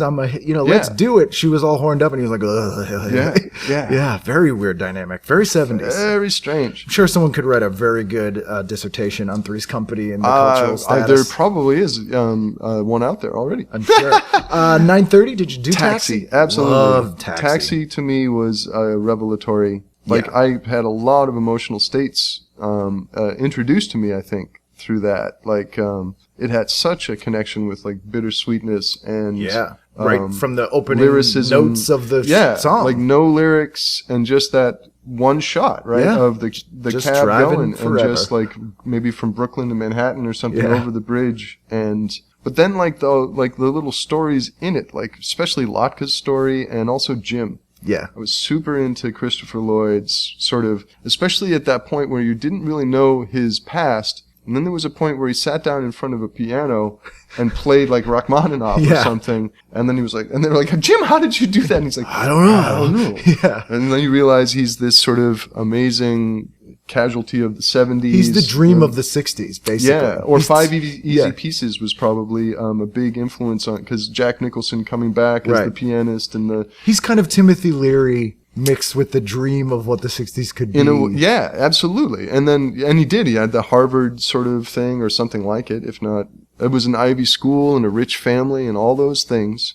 Ivy League. And that was just one of the little stories. And the boxer... all of these pieces fit really beautifully, and that's even before you add things like the actors, that like, cast. Mary Lou Henner is great. DeVito, just all of those. It was. I remember when Lotka wanted to make cookies, and then Famous Amos visits him. Yeah, Famous Amos. I mean, just weird. It was amazing. In the family you don't pick again to the MASH thing, and the aspect of it that was new to me that I really connected with was these were people who were striving to be other things. Mm-hmm. It was a "but what I really am" show, and we didn't really have any of those then. You had Laverne and Shirley where they were like, we're just kind of wacky, but this was like, no, I'm just getting by, but it's not who I am. Right. I'm a writer, I'm an actor, and that I can't think of any shows before that had that, and especially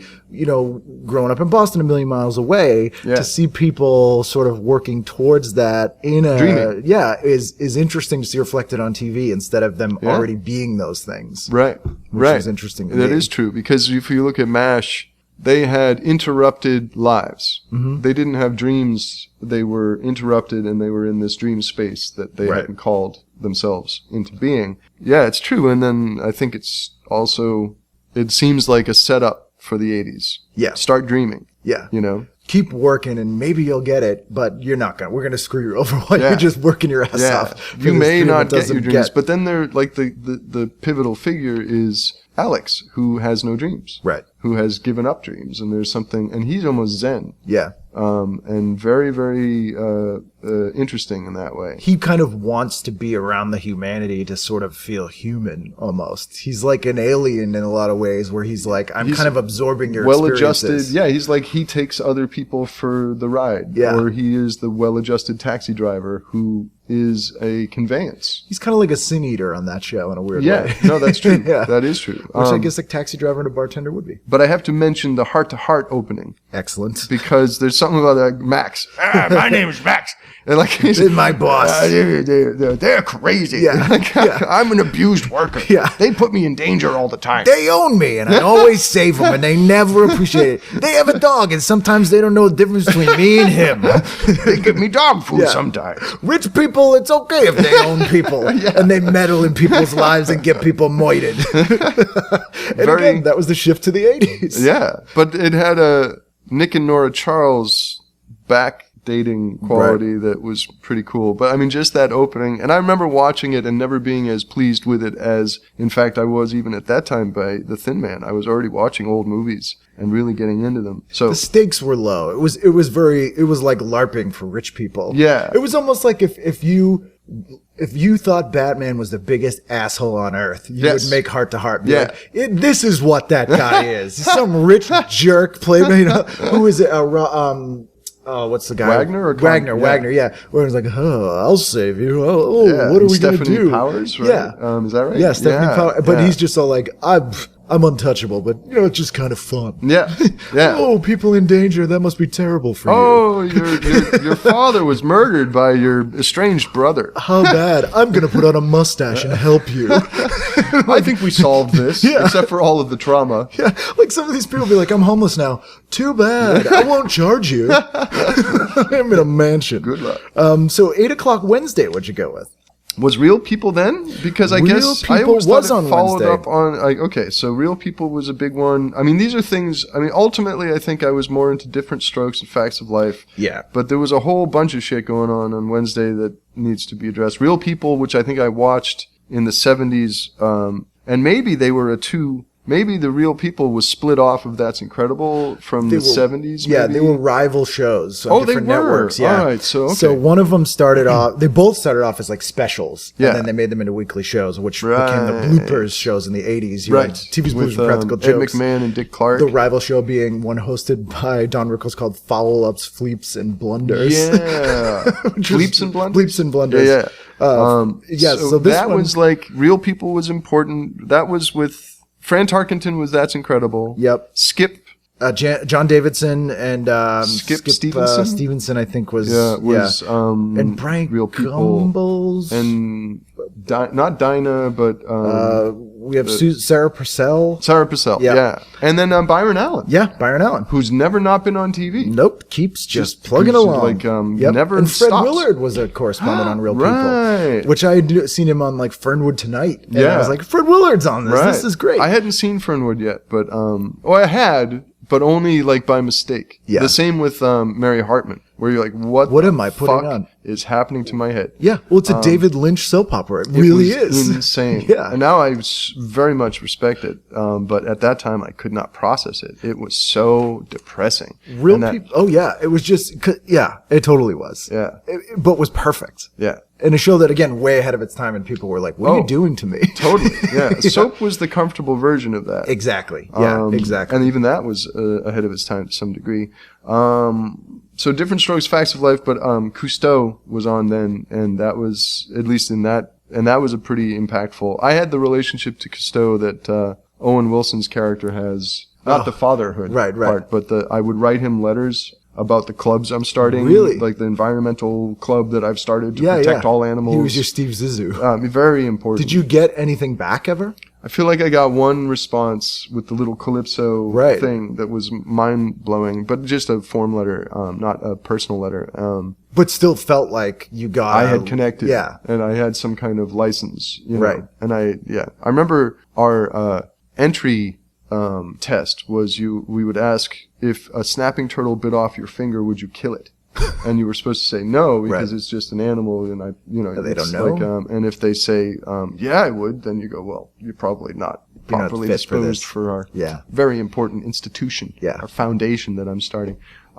Anyway, so that would be Different Strokes. That, in that sort of 80s kind of getting into the lighter, more fun and playing with wealth and stuff. But, Gary Coleman was a phenomenon. Yeah. Oh, And certainly. He was so smart. Yep. And so much older than he appeared. But we didn't know that. No. Yeah. And I remember him on Buck Rogers. Yep. But I remember him as like this real model, and that's where Emmanuel Lewis comes from and all that stuff. But and I even felt Mason Reese. Yeah.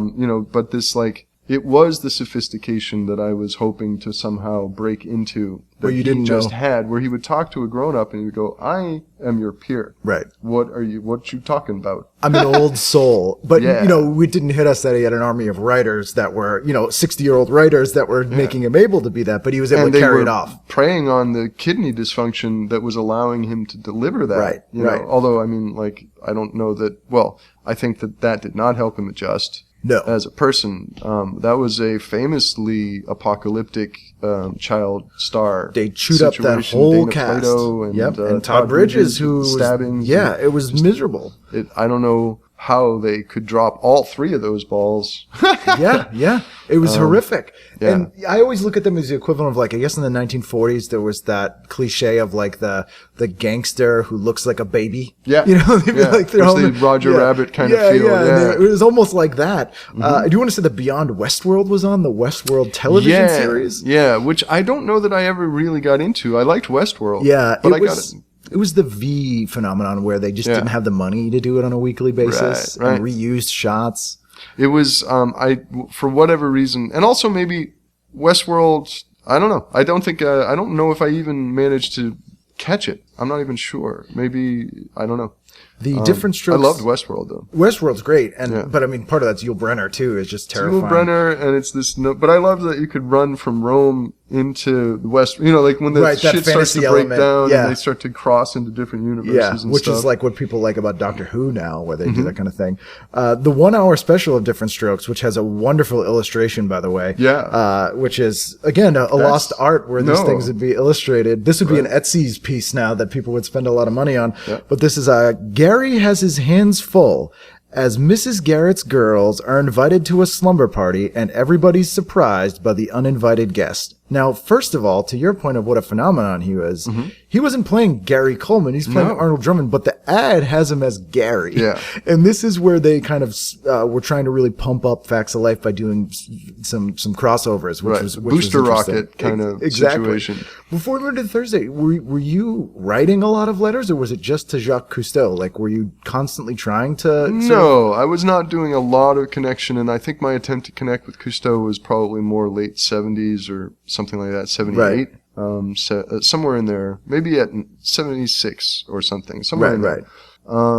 No, although I was, in every way, I was trying to find a means to be culturally relevant. Right. I remember wanting to at that time, I remember, like, thinking that protest should be engaged in. Like that it would, and it was impactful when children got involved in protests. But then I couldn't find anything to protest because I had no political awareness. Right. So my parents were very upset that Reagan was entering the White House and all this stuff, but I couldn't understand what's the problem, the difference really between Carter and Reagan or anything like it. But no, I wasn't really doing much of that. I asked because, I was constantly entering contests and constantly writing letters because I was just, I'm like, I'll get, I'm just shooting out signals to the universe or whatever to try. No, I would enter contests because I was a drawer. Yes. So I would do a lot of the drawing contests. Captain Bob? Were you a Captain Bob I watched fan? Captain Bob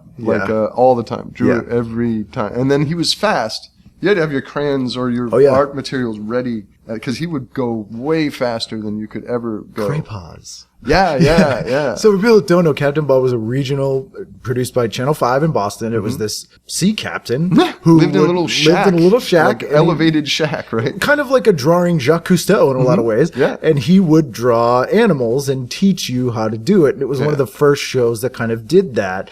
They stopped making them in the mid-70s, but aired them forever. Yeah. So I was watching probably episodes from the 60s in 1985, mailing in, drawings and being like, how come my drawings never get on there, damn it? But it was, 5:30 in the morning on a Saturday, and you'd get up early to watch it. And it was a truly educational show. He had a good hand. I thought, I don't want to get into fights, but he was far superior to Bob Ross. I agree. Because Bob Ross was a technique. Yeah. But Captain Bob had an eye. Yeah. That old ex-sailor, ex-captain. No, I was into that. I want to mention that Charlie's Angels was on, and there was enough watching of Charlie's Angels. At this point, not as much. There was a point where a friend of mine, Scott, and I in elementary school, we made a huge amount of money by buying Hubba Bubba out of school. Okay. And Charlie's Angels cards out of school. Okay. We would bring them in. We had a syndicate to sell them. You were smugglers. We were, and we had discovered early on that children love spending their own money on discretionary, like on elective items. Yeah. And we realized that we could get 25 cents per piece for Hubba Bubba, which we did. Which is like 25 cents a pack. It's an incredible profit margin. Good markup. And we had like it was like Breaking Bad. We had kids who would come to us. They couldn't think to just buy their own. Right. We would supply them, and they would come and cut us back in on what they sold. They didn't have a connection. You had subcontractors. We did, and we sold Charlie's Angels cards. Also for like 25 cents. They weren't at different values, like a Cheryl Ladd wasn't. Well, like I think they were like it was basically Farrah Fawcett would be the big win, and then but you would sell them the same thing. We would break them out and sell them at a much higher. We started a bank.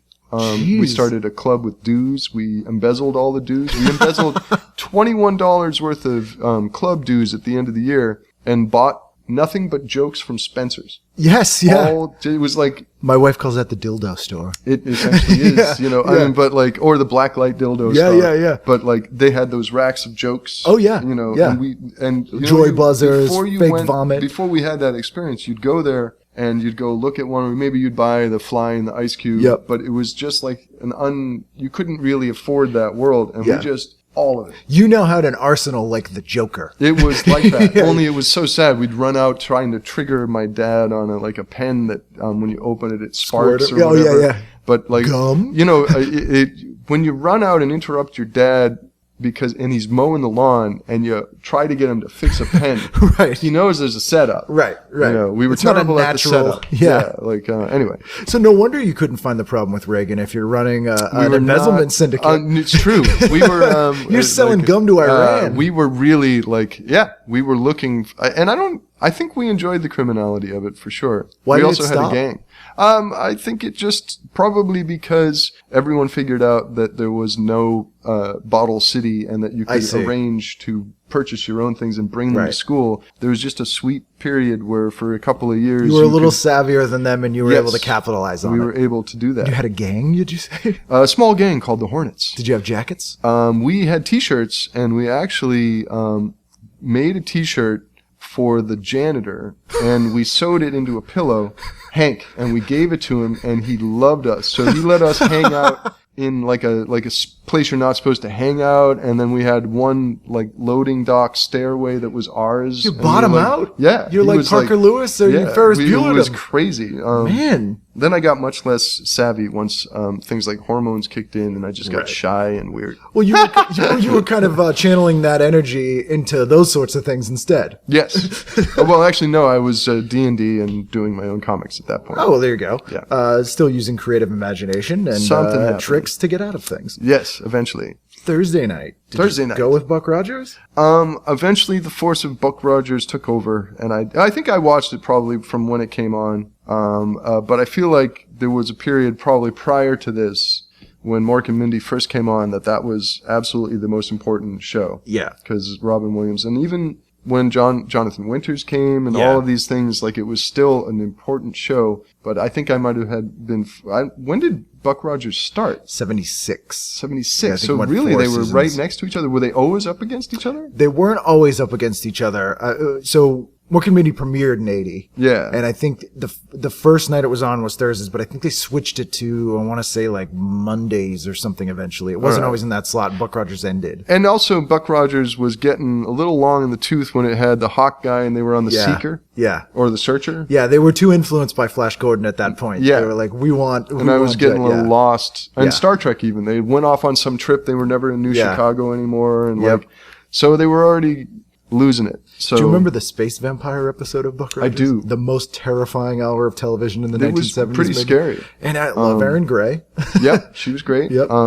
This has Jack Palance in it as Khalil, and Roddy McDowell's in this episode. Sounds like a good one. So that does sound good. But you had mentioned that you were watching Quark as well before that. I was so into Quark. That was 76? Yeah, very short-lived, less than a season. Super short-lived, and I remember it went off the air and was replaced by another half-hour sci-fi thing or something. Yes. That I didn't even know it was a different show. I thought that just the crew had changed and I was really disappointed in Quark. Yeah. But you remember they were a garbage truck, and there used to be hefty bags floating in space, and the mouth of the ship would fly and just sweep up the garbage. Like, why do you need to pick up garbage in space? I guess it's the space lanes. But also kind of the 70s, like the future we're destroying the world. Like the Native American with the one tear. This Iron is Eyes like, Cody, the Italian Native American. Oh, right. Pardon me. Who still has a star on the Hollywood Walk of Fame, by the way. How interesting. Very weird. Yeah, it was. I guess no one's really into pulling up stars unless you... I guess not.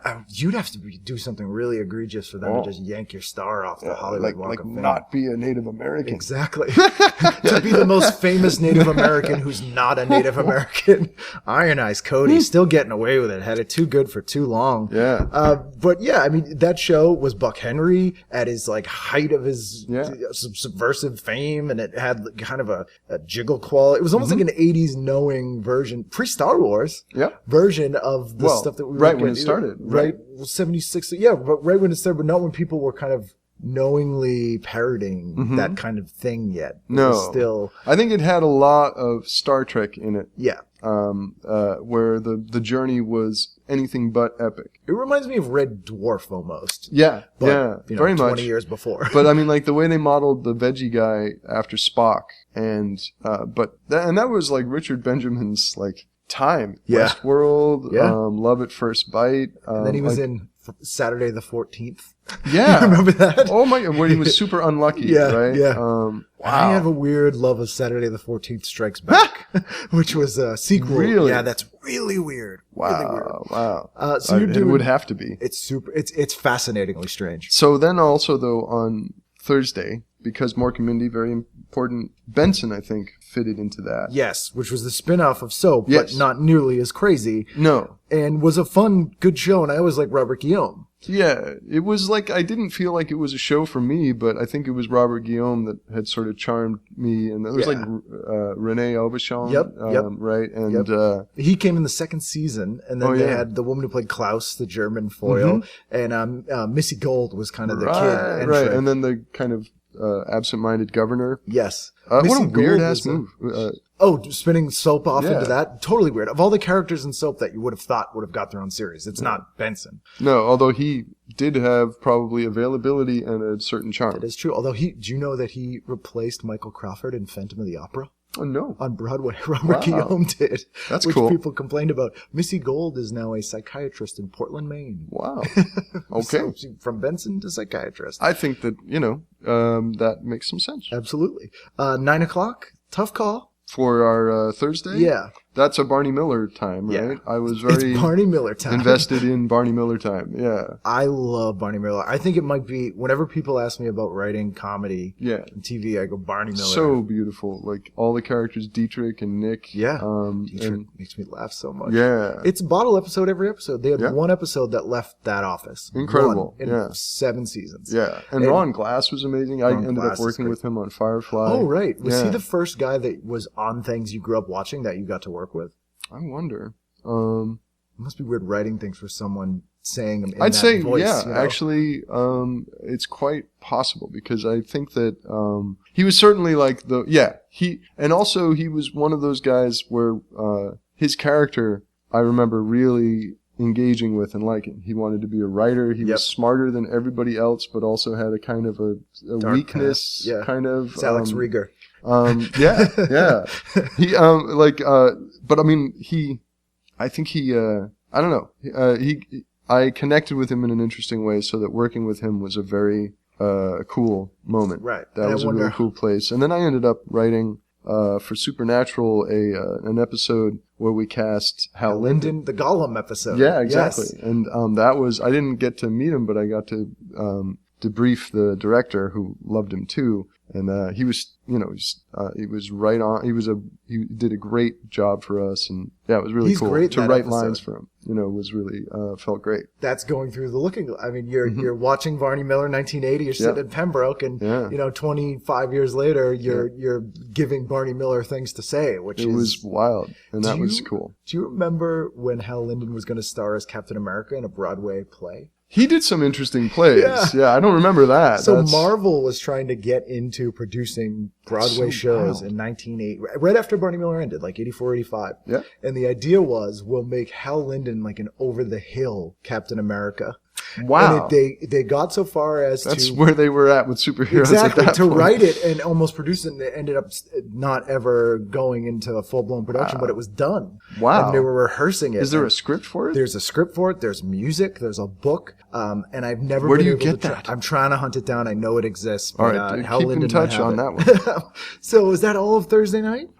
Quincy had its impact. Was that also, or was that Friday? That's on Thursday. And was Soap on Thursday? Soap is on Thursday as well. All those things meant a lot to me. There's one line from the opening of Quincy, I think, because he would do the thing where he would talk in the opening, right? Yep, And he like would Heart say, to Heart. You have a bomb, a biologic bomb. I'd be like, what? This is murder. Yeah. Yeah. I mean, like, but his houseboat and his life was, I actually got into that. So I think I was kind of more drifting a little bit. But by that point. Or maybe Quincy existed in reruns enough for me to see it, and I think that's probably what took place. It went on well into the 80s, though, too. Yeah. So it was one of those shows that was in ubiquitous reruns and pumping out new ones. So you would get to know it, and then if there was a rerun on one of your other shows, you'd switch over to Quincy because I don't want to see that again, so you'd watch. And so I was kind of getting cross-universed with that one. And Soap was back-to-back with Barney Miller. Yeah, so that I was watching more first run, and I remember on Barney Miller, this one, but that shot of New York, I remember always tripping out on the little pixelated, you could see they were, each one is the size of a pixel, were the cars going on along the Hudson, water. Yeah. Right? And they were just going back and forth, and I remember just tripping on how each one of those actually contained a whole story in itself. Yeah. Like each one of those was a car full of people that was that tiny. I don't know. It gave you a sense of the city. It really which is weird that this show that was as small can be is the best representation of New York in a lot of ways. Very interesting. And it was so imaginatively and done imaginatively, but because you had to in that sort of always bottle show format, but then true to character. So they weren't stretching out those characters. Like you could see where those characters would deform under the pressure of that isolation, but instead they just got more and more themselves, more intensely. Yeah. And they didn't have sort of the magic, silly characters. Dietrich sometimes would get that way, but not even. They still were very naturalistic, and Barney was always this paternal, but not a great, like, a great boss again. Commander or whatever he was, captain. And you really loved his guys and was like, would go to bat for him. Oh, totally. But when they were wrong, would still, and again, very, you have the Wojo character, who's this dumb guy character, wants to do the right thing. And you have these episodes where he's a Vietnam vet, but he encounters people that make him question things. He's not just like, nope. And it was,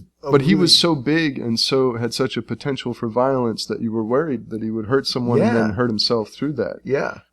And I, they had just the endless, wacky walk-on arrested people. Right. People would get arrested. Remember the werewolf? Yes. Yeah. Like shit like that would go down. And, it worked though. Oh yeah.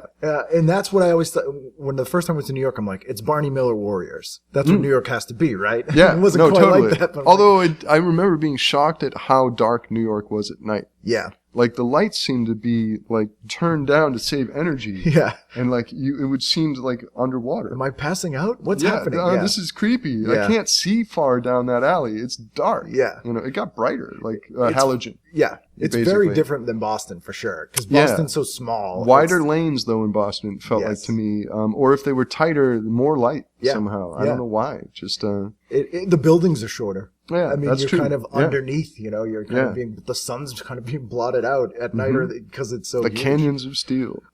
Final night, Friday night. Last night of the week. It was easy, I think, at least on terms of that, because I think it was Incredible Hulk and Dukes of Hazzard. Yep. Incredible Hulk, what a mix of compelling, gripping drama and just disappointment. Yeah. Like, you didn't even know how disappointed you were in what they could do and not do. Yeah. The paint running on this green man. Yeah. And, like, just the minimal... it took him a lot to lift a truck. So you would look at the comic book and he would just be smashing helicopters together. And then it was like they were, Jack lifting the truck or something. And he was like, no supervillains. No, just constantly beating up, like bad mining company, like officials, and like Bill Bixby going from that. But very powerful, that theme at the end of each one that played him out of town. Yeah. And that he could never stop. Yeah. And that he was in this, very reminiscent structurally of Kung Fu, which did not come up because of the time period. The Fugitive. Kung Fu was very powerful to me. And this fit that same model of the guy who had to always move, had some kind of power. Like Supernatural. Actually, very much. But they find their, he was the paranormal. Right. They're in control of themselves. He was running from himself. He was the monster. Yeah. Which was just depressing. There was so much of depressing about that show, but I could not turn away. It was, I was terrified of the Hulk creature itself, even though I loved the comic. Right. And I cannot recommend this enough. Ken Johnson, who created the series for TV and gets a lot of garbage for changing the Bruce name for whatever. But on his site, someone put together a list called the Hulk Out list. And they went through every episode and wrote what triggered the Hulk Out. Oh, yeah. And it is amazing because it's hilarious. It's like That's cool. boulder falls on him, doesn't have enough change for a telephone, and it's all real things.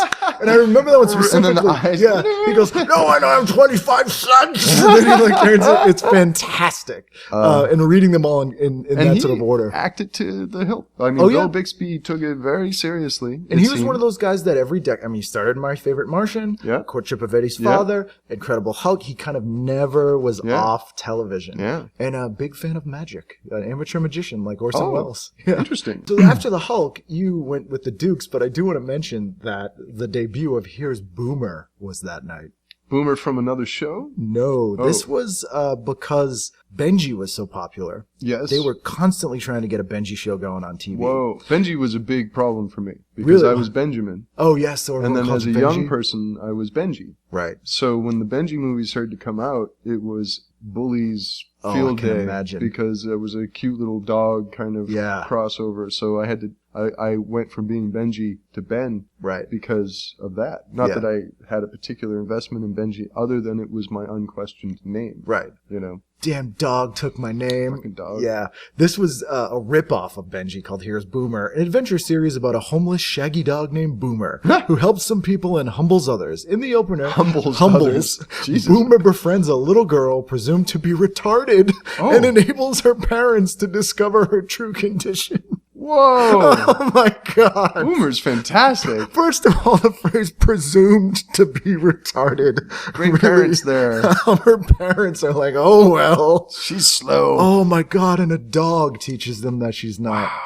Wow. There was an official Benji show called Benji, Dax, and the Alien Prince. No. This was a live-action show Saturday morning about Benji, a robot, and an alien prince solving crimes and mysteries. Unbelievable. Yeah, it is crazy. Around the Jason and the Argonauts, or not Jason. Jason and Star Command. Jason and Star Command. Yeah, Shazam, ISIS. It's very much like that. Earth 2 kind of. Yeah, it's real bad in the best possible way. And the debut of Pink Lady and Jeff, which has guest stars Sid Caesar, Donny Osmond, and Teddy Pendergrass, Japanese non-English speaking group Pink Lady, and Jeff Altman.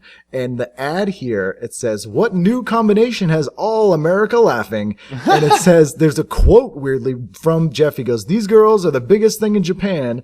And then Mie, one of the girls, says, "No, Jeff, the biggest thing in Japan is Godzilla." Oh, that's... And I mean, you were saying, I like the idea that Pink Lady, that they are the two little girls Mothra that princesses. sing to the giant moth. I mean, that was something I felt like probably 20 minutes after I saw it as a young child, I thought it had to have been a dream. Yeah. I have at different points in my life come to and had asked someone. Because you couldn't confirm it. Did it happen? Did I dream that? Yeah. Do you remember the two? And many people don't have a clue that it ever happened. They don't even know who Mothra was. So you can I have lived in and out of the sense that is a dream that I've had because it was such a nutty idea. But that was kind of how you would get friends too, where like if you were like, I saw this weird thing and they'd seen it too, and you're like, okay, we're like, you've been through this shit. No, it would connect people. Creature features. Oh, very important. Show, and that opening. You know, Godzilla's cry was a big part of that opening. Yep, with Dale Dorman. Yeah. Like, that was pretty impactful. Absolutely. That was a generation. That's where you would see a lot of black and white B movies that they couldn't show anywhere else that were just the weirdest psychic, like kind of soup to step into. The like, something weird movies. The Man with the X-ray Eyes, Yes. and like all these things with Lon Chaney Jr. Going way out to sea and just stumbling around like, Los Angeles. And have you ever seen the live television show that he did?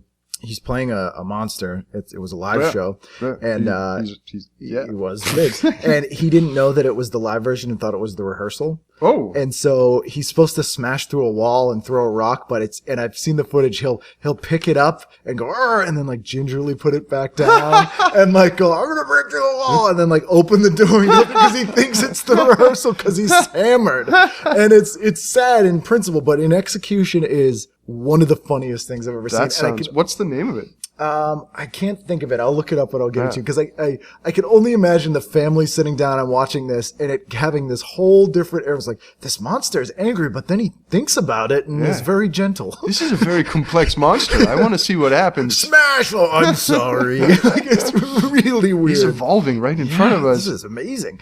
So certainly watching that. But the Dukes that night is Hogg's plan to plow up a cemetery, rattles a con man. You moved the headstones, but you didn't move the bodies. Yes, it's Poltergeist all over again, who is supposed to be dead and buried there. So the con man faked his own death, and this will expose him. And this has a starring role by perennial 70s guest star Audrey Landers of the Landers Sisters. Oh, yeah. I vaguely remember her. That was her and her sister were in a lot of stuff, especially there was an episode of The Hitchhiker specifically that I remember that they were in as twins. That is the end of the week here. Yeah. Is there anything that you watch now that you are just kind of addicted to, or?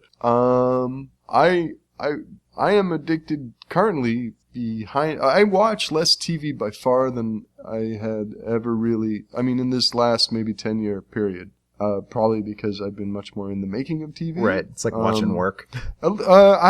Sort of. It would be smart to watch more. And I'm starting to watch more. Like all through the 90s in New York, kept up my TV diet, and it sort of burned off maybe in the early 2000s. But like now, Breaking Bad, I'm watching. I had watched up to the second season, and then not for any particular reason, just drifted away from it. I'm finishing that and finding it just a tremendously enjoyable. It's you have amazing, first-hand amazing knowledge television. of that world with your bubblegum empire. Oh yeah, it feels familiar, a little less dangerous. But no, that, and it is part of the precursor to where we are now. There were other things. I think Sopranos was really impactful, but this idea of moving away from the heightened, ritualized structure of television that I didn't even really understand we were operating under, which is like the commercial breaks and the wheel spinning. And the resistance to seriality and the desire to create the standalone, and that was such an important thing. Even 5 years ago, you would hear, well, where's our standalone? Like, you can dip into a myth arc, but let's return to the standalone because that's what people want. Right. That is gone. New viewers. Yeah. You need to have them be able to lock in. And that was part of so many different things that don't exist, like the premium on distribution and the idea that appointment television and that a time frame, we lose things for that. Because we lose a certain social connectivity that TV offered, which is still happening in broadcast television, but I think that's part of why you see more real things taking place. These reality shows and events that if you already, a sports model. Yeah. So if you already know who won, now you can talk about, but if you missed it, you missed it. It's along those lines, but when it comes to story and depiction of story in this medium or whatever this medium is going to be called, like we're moving into an area that I think is really rich, and it's about creating novels on TV. You get to have that level of intertwining character lines and depth of character and things that take place, which, for example, Breaking Bad is an extremely just great example of how to work in that medium. I watched Transparent straight through each one when it came out, more or less. I would ration them, but like that to me is really beautiful, sensitive, intimate television that is just transcendent, or it's moved away from these. I used to think of TV as part ritual because you'd watch these like sitcom tropes that were as old as I Love Lucy, and they would come back in Laverne and Shirley. They would come back again and again. Yeah, you would feel like you were enacting a part. And I still believe that, and other people have talked about this, but it's like entertainment as it stands now is, I mean, if you were to take like that wide scheme of all the people that we are on the planet and just take lines and bring them back through time to like a very tiny circle, which is a tribal situation, I think that you would have a shaman at the center of a tribe that would, it would be dark out, right, and there would be a fire, and the shaman would tell stories and elevate people's attention to a point of this, to an altered state. Right. It's like that dream time sort of Aboriginal, It is what we still engage in. What do you feel when you watch these things? You are yourself and someone else. Right. You are one person and all people. You are being brought into this higher frame or whatever, a different frame of mind. And you are also being unlocked in a certain sense. There is a set of ritual cues that unlock a suggestibility in you and then the shaman at that point would begin to discuss what's going to happen tomorrow, right, or where we should put our attention as a group once we've got ourselves into this collective. Where do we put our attention, and what do we put our attention on that is good for the tribe? Mm-hmm. The shaman was intimate with the activities of the tribe and was deriving no greater profit from the activity, but the holistic, the rising well-being of the tribe, right? And his own position or her own position in that situation. But let's say a reasonable situation where and that person has to be a little offbeat to catch this deeper signal, but we're in that place now, but the actual brain of the shaman has been replaced by this like metal encased receiver device that is getting half its signaling from the man. Right. And so we're in this place where you get everyone into that elevated, suggestible kind of all one for all kind of place. And then the man goes, Doritos. Yeah. Like, what are we doing tomorrow? You're doing Doritos. Right. You're doing MSG and weight gain. Yeah. So that there is, we're in a weird, interesting place. I think I'm in my now, this is the period where you're supposed to go off to the mountain. Right. In the classic Hindu sense, you raise your little... You need your walkabout. You do your thing. Like, so now I'm like in two worlds, but, so that I think I started to delaminate from television and went into reading and went into a lot of philosophy and things like it. And now I feel like I've kind of come out of that and am seeing just a really rich, very different kind of television taking place that I want to take part in, which is more intimate and allows that incredible seriality allows for like real depiction of a whole different kind of scheme of life. Right. Its TV has some unique attributes, good and bad. And yes. I think the bad ones are the ones that people complain about, that sort of ritualistic rerun in more ways than one. But one of the great things that television has that hasn't really been intentionally exploited, I think when it's happened, it was by happenstance, is that it is the most intimate form of story that you can collectively share, in that it's piped into your home. True. It's not an event like a movie where you go out and experience it firsthand. It's part of your world inherently by the way that you watch it and the time that you spend with it. And so we're moving into this model that's essentially long miniseries. Yeah. And it's a unique thing that television can do. With a book, everyone experiences them almost completely differently. But with television, you can focus the experience more so that you're getting more of your intention in there, which is another unique attribute. There's a higher degree of fascism in the exactly. delivery system. Exactly. Which I like as a creator. I mean, in a sense. I mean, I think there's something about wanting to manipulate other people's experience that is a little transgressive and a little bit like I always feel like there's a very thin line between our leaders and criminals. Yeah. And not because our leaders, but the act of choosing yourself as the person to direct action is transgressive. Yeah. You're stepping up above everyone else. Yeah. And there's what audacious, what uppity antness. Yeah. My story is the one you should hear. Yeah. And I have that built into my DNA now. Yeah. I believe that. And I don't even believe that, but I believe it.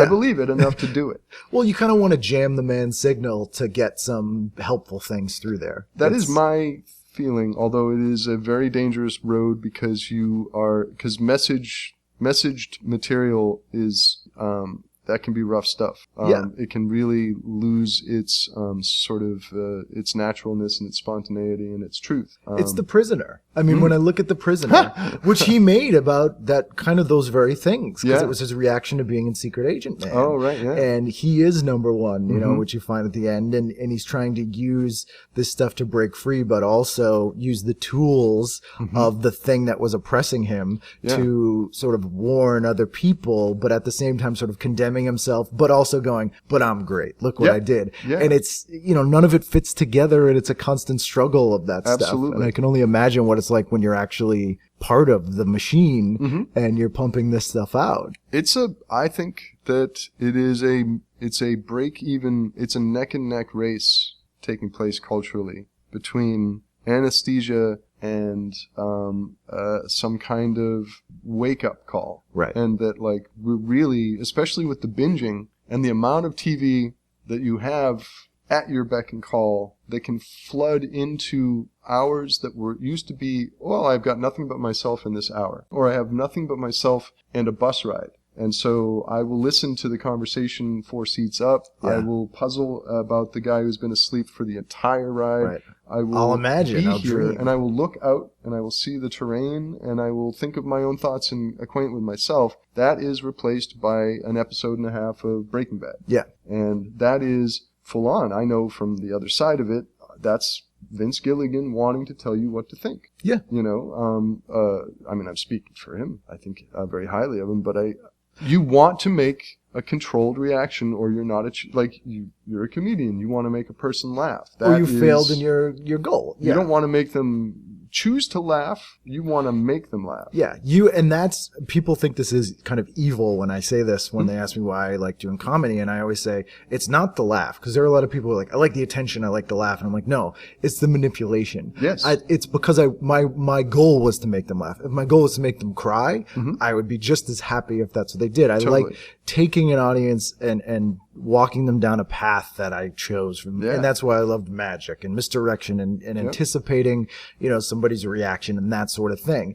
And I think the difference lies in, yes, you want them to think that, but where it ends is where you want them to watch that to think that is where it gets different. So if your intention is, if you watch this, this is what I want you to do, versus I want you to watch this and do this, is slightly different. It's sort of splitting hairs, but I think that that's where it's not sort of an evil intention, like, where it could be. It could be. Yeah. I mean, it could be, you know, it's the same engineering that Goebbels employs. Yeah. So it's really, I don't think it's necessarily. It's a big lie.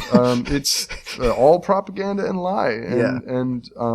But I mean, like, I think that we're just nested in an experience that it's developed out of 5 perceptions, 5 senses that build a thing we take as reality that actually has more lie in it than we're ever going to be able to comprehend. Lie to me is a neutral term. I don't think of it as I think certain lies are not neutral, but in general, lie is just illusion. Yeah, it's like it's a perception term almost. Yeah, The senses lie in so many different ways. They tell us that the solid thing is solid when we have actually plumbed its depths and found that it is more about a relationship of spins. Right. Various spins revolving around each other and creating a resistance to touch and a resistance to light. That shit, what the hell? Yeah. Yeah. No, I mean, it's, you know, I think the things are that we're sort of experiencing life through a heightened version of life. And there's one of my favorite quotes, which is, art is a lie that tells the truth. Yeah. But the problem is, I think people, instead of saying this lie is an allegory and an analogy and it's the truth that speaks to me, they're going, that's the truth. And they're not seeing the artifice of how it presents a feeling. They're saying that is the feeling. So people weirdly sort of strive more for these things when they're supposed supposed to be reflective, not driving the culture. And it's a little bit different. And I think part of the reason that may be is because with things like binging, people can get completely absorbed in a universe for long periods of time without downtime in between to think about it and contextualize things. If you're watching one episode and you have 7 days to kind of experience life and think about it a little bit more, when you come back to it, you know, you have one foot in reality a little bit more. And you would share that content with the tribe. Right. You know, and have discourse. Yeah. Now you're like, oh, I haven't seen season 5 of Game of Thrones. Don't tell me what the hell that is. It's only for me. It's not for us. It's hard to find it to be. And like binge watching, the word binge is a solitary word. Yeah. There's very little binging that takes place in like dual, like, it's a one person dynamic. Yeah. So that shit is like, it's gluttony. It's pure gluttony. Yeah. And so we're in a place, I think, where I always think of it as the that great racist movie, The Gods Must Be Crazy. Yeah. Where Coke bottle. The Coke bottle lands on the head and the tribe is completely baffled by this thing. But if you picture our truth is we made a Coke bottle, threw it up in the air, and then it landed on our head, and we're baffled by that Coke bottle. And we think it's a gift from the gods. Yeah, we don't know that we know we made it, but we don't know what it is. Yeah. And we are trying to deal with it. Maybe we're trying to take it to the edge of the world and throw it off. No, it's too compelling. It smashes gourds too well. How do we use it? Yeah. And so we don't realize how much we have put ourselves in the position of cargo cult or neophyte looking at something that is much more complicated than we understand. I mean, this is all people have talked about a lot. Yeah, but I think the vehicle has outstripped the content. So we haven't caught up with how to use the tool. I don't think we caught up, with what we're looking at in 1980. And now we have it, it's seeped into the screen is tiny, thank God the Google Glass didn't take off or whatever, because it's not a contact lens that you can, but it will be. It will be, yeah. I mean, it's like when you talk to people and they're texting, or they could be texting in their contact lens and you know, they're not with, you know, it's interesting that as we become more disconnected on a personal level, people get more engaged in personal storytelling. They do. But this is part, I think, of something that's taking place where I don't think it's all bad news or whatever, because that's that neck and neck thing. Right. There's the neck and neck of like this idea of going into a period. A lot of people are against the kind of self-expression, the ephemeral and the maybe the very specific experience, superficial qualities of self-expression. But there is this thing where there was once small groups of people that had empathy because they knew each other, and then we went past the cutoff, and then we couldn't empathize because we couldn't know everyone in the same group. And this is something where we're on a much larger level that is not human interaction, but it can't be. We can't, there's no golden yesterday where there was this. There was only a time when we weren't empathizing with the other because we didn't even have this pen pal. But it can help quality. you get there. It is something that we're evolving. This is an awkward adolescent phase for people that doesn't know what's happening next. It's like childhood's end. Yeah. And I think of the TV's the overlords. Really, yeah. And that my daughter is coming up in a place where she has never known not being able to select, or she has very little known not being able to select her own content. Or had certain to lock information in her areas brain because she may not have access to it somewhere else. No, exactly. I used to watch, making sure that when King Kong, the 33 version of King Kong, came on the air, making sure I was in front of a TV was one of the most important things in my life when I was a kid, because I loved that movie so much. Me and Hitler was his favorite movie. Yeah. But you know, and missing it, finding that last week it was on at midnight and I missed it. Yeah. Was crushing, brutal, yeah. You know, or not being able to watch Battlestar Galactica because you were in the wrong place at the wrong time. You'd scratch your face off. Yeah. You know, that feels like maybe it was an important way to be or something, but really, cultural access, you have people who are swimming in this milk of, incredibly rich milk of cultural cross-pollination or whatever. What a weird metaphor that is. But Pollinated milk. It's honey. it's in pollinated milk. Yeah. But like Someone would buy that. I think they're go right down the street. Go to Main Street. Like a pollinated, yeah. But like it is a period I think that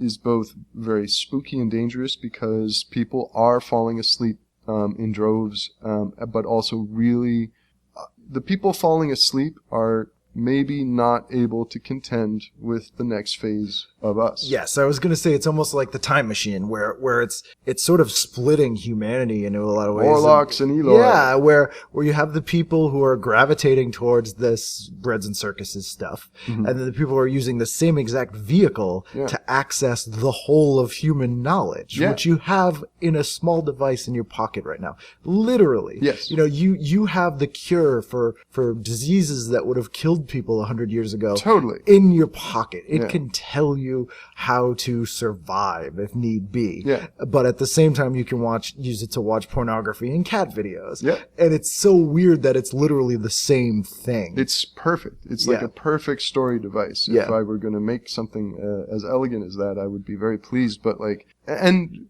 we are cyborgs now. Yeah. And I mean, I think I forget who put this forward, but just the notion of it's been a long time that this has been the case. When someone walked up to you and said, "Do you know the time?" and you said, "Yes, I do," and then checked your watch, you were a functioning cyborg. Yeah. You don't know the time.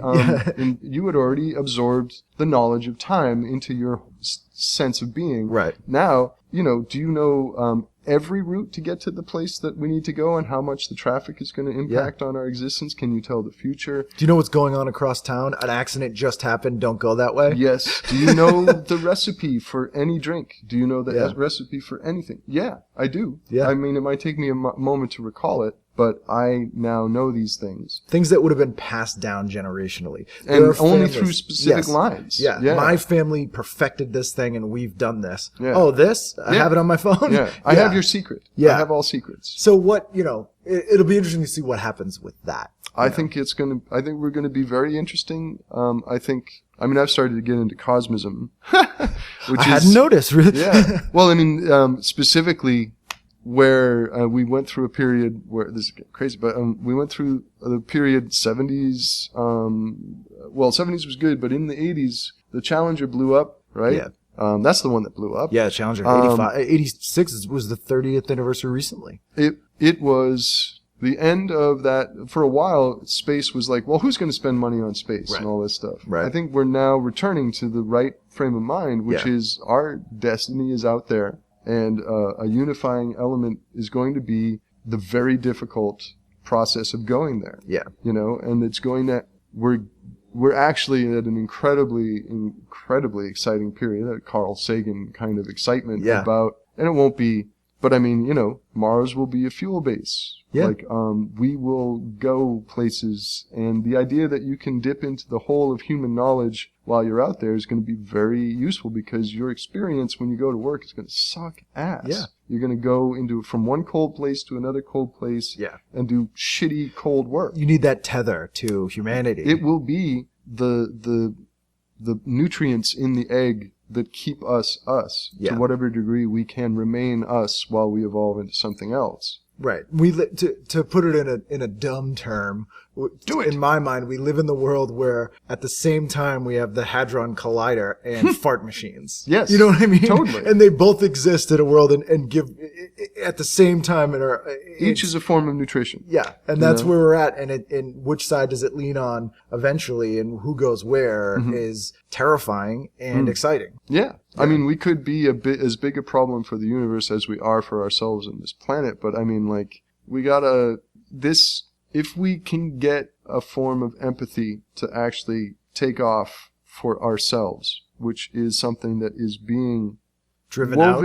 Well, it's both. It's being driven in and out. Yeah. Like, that's the weird thing. It's like a perfect reflection of itself as it branches into more diverse and compelling forms, as it goes deep out and puts it it plasticizes our vein network in this other way, the anesthetizing way. Yeah, I mean, corporations are people. They're sociopathic people. Human beings can be an open nerve, an open sore, and very have no private life almost. It's everything is experience everything with me at the same time. You know? Yes. No. And so we're becoming more intimate with ourselves and each other and less intimate with ourselves and each other in almost really two horses just right alongside each other. And there's no even like room to bet on this thing yet, as far as I can see. But it'll be exciting. We couldn't have a more, at least right now, if you have a minimum amount of money to stay within the confines of a reasonably developed society. I mean, because there's hell on earth in so many different places. But if you can just roll with the median, it's the most convenient, the most diverse experience, the most, it is an amazing time to have perception. Yeah, no, I 100% agree. Yeah. Thank you so much for doing this. Yeah, man. Cool. Thank you, Ken. This was fun. Oh, baby, I see you in my teeny said, yeah, baby, I see you in my teeny said, I cut your head off and put it in my teeny. There you go, Ben Edlund. Fantastic episode. We went all the way from Pink Lady and Jeff into very existential talk. That's my favorite thing about this show. We can go from the most simple to the most complicated and back again, and that's what television does. Favorite episode thus far, I think. Ben, great guy. You know everything he's done. Look for the new Tick Show on Amazon coming soon. Also want to thank Ben Blacker for helping me get in touch with Ben, former guest of the show, Ben Blacker. Go back and listen to his episode if you have not heard it. It is an excellent episode. As always, we have new episodes every single Wednesday here, so be sure to subscribe to the show on iTunes or wherever fine digital podcasts are found. You can rate and review the show as well, which is a huge help. On iTunes, Amazon, all those places, you can also find my comedy albums. I have an EP called Pilot Season, and I have a new album called The Vanity Project Volume 1, Hollywoodland. If you enjoy me and my comedy, I would ask that you pick them up. It would very, very much appreciate it. In addition, you can email me at tvguidancecounselor@gmail.com or at ken@icanread.com. I love hearing from you guys. Go to our Facebook page, just search TV Guidance Counselor, or tweet to us at TV Guidance. We have brand new episodes every Wednesday, so we'll see you again next time on TV Guidance Counselor. You are so goddamn human. Soap is a powerful word for that period, but we'll get to that. If the TV's cereal, the milk was mashed, shit has hit the fan. You're like, what? When you're prostituting for dead rodent. You moved the headstones, but you didn't move the bodies. Yes.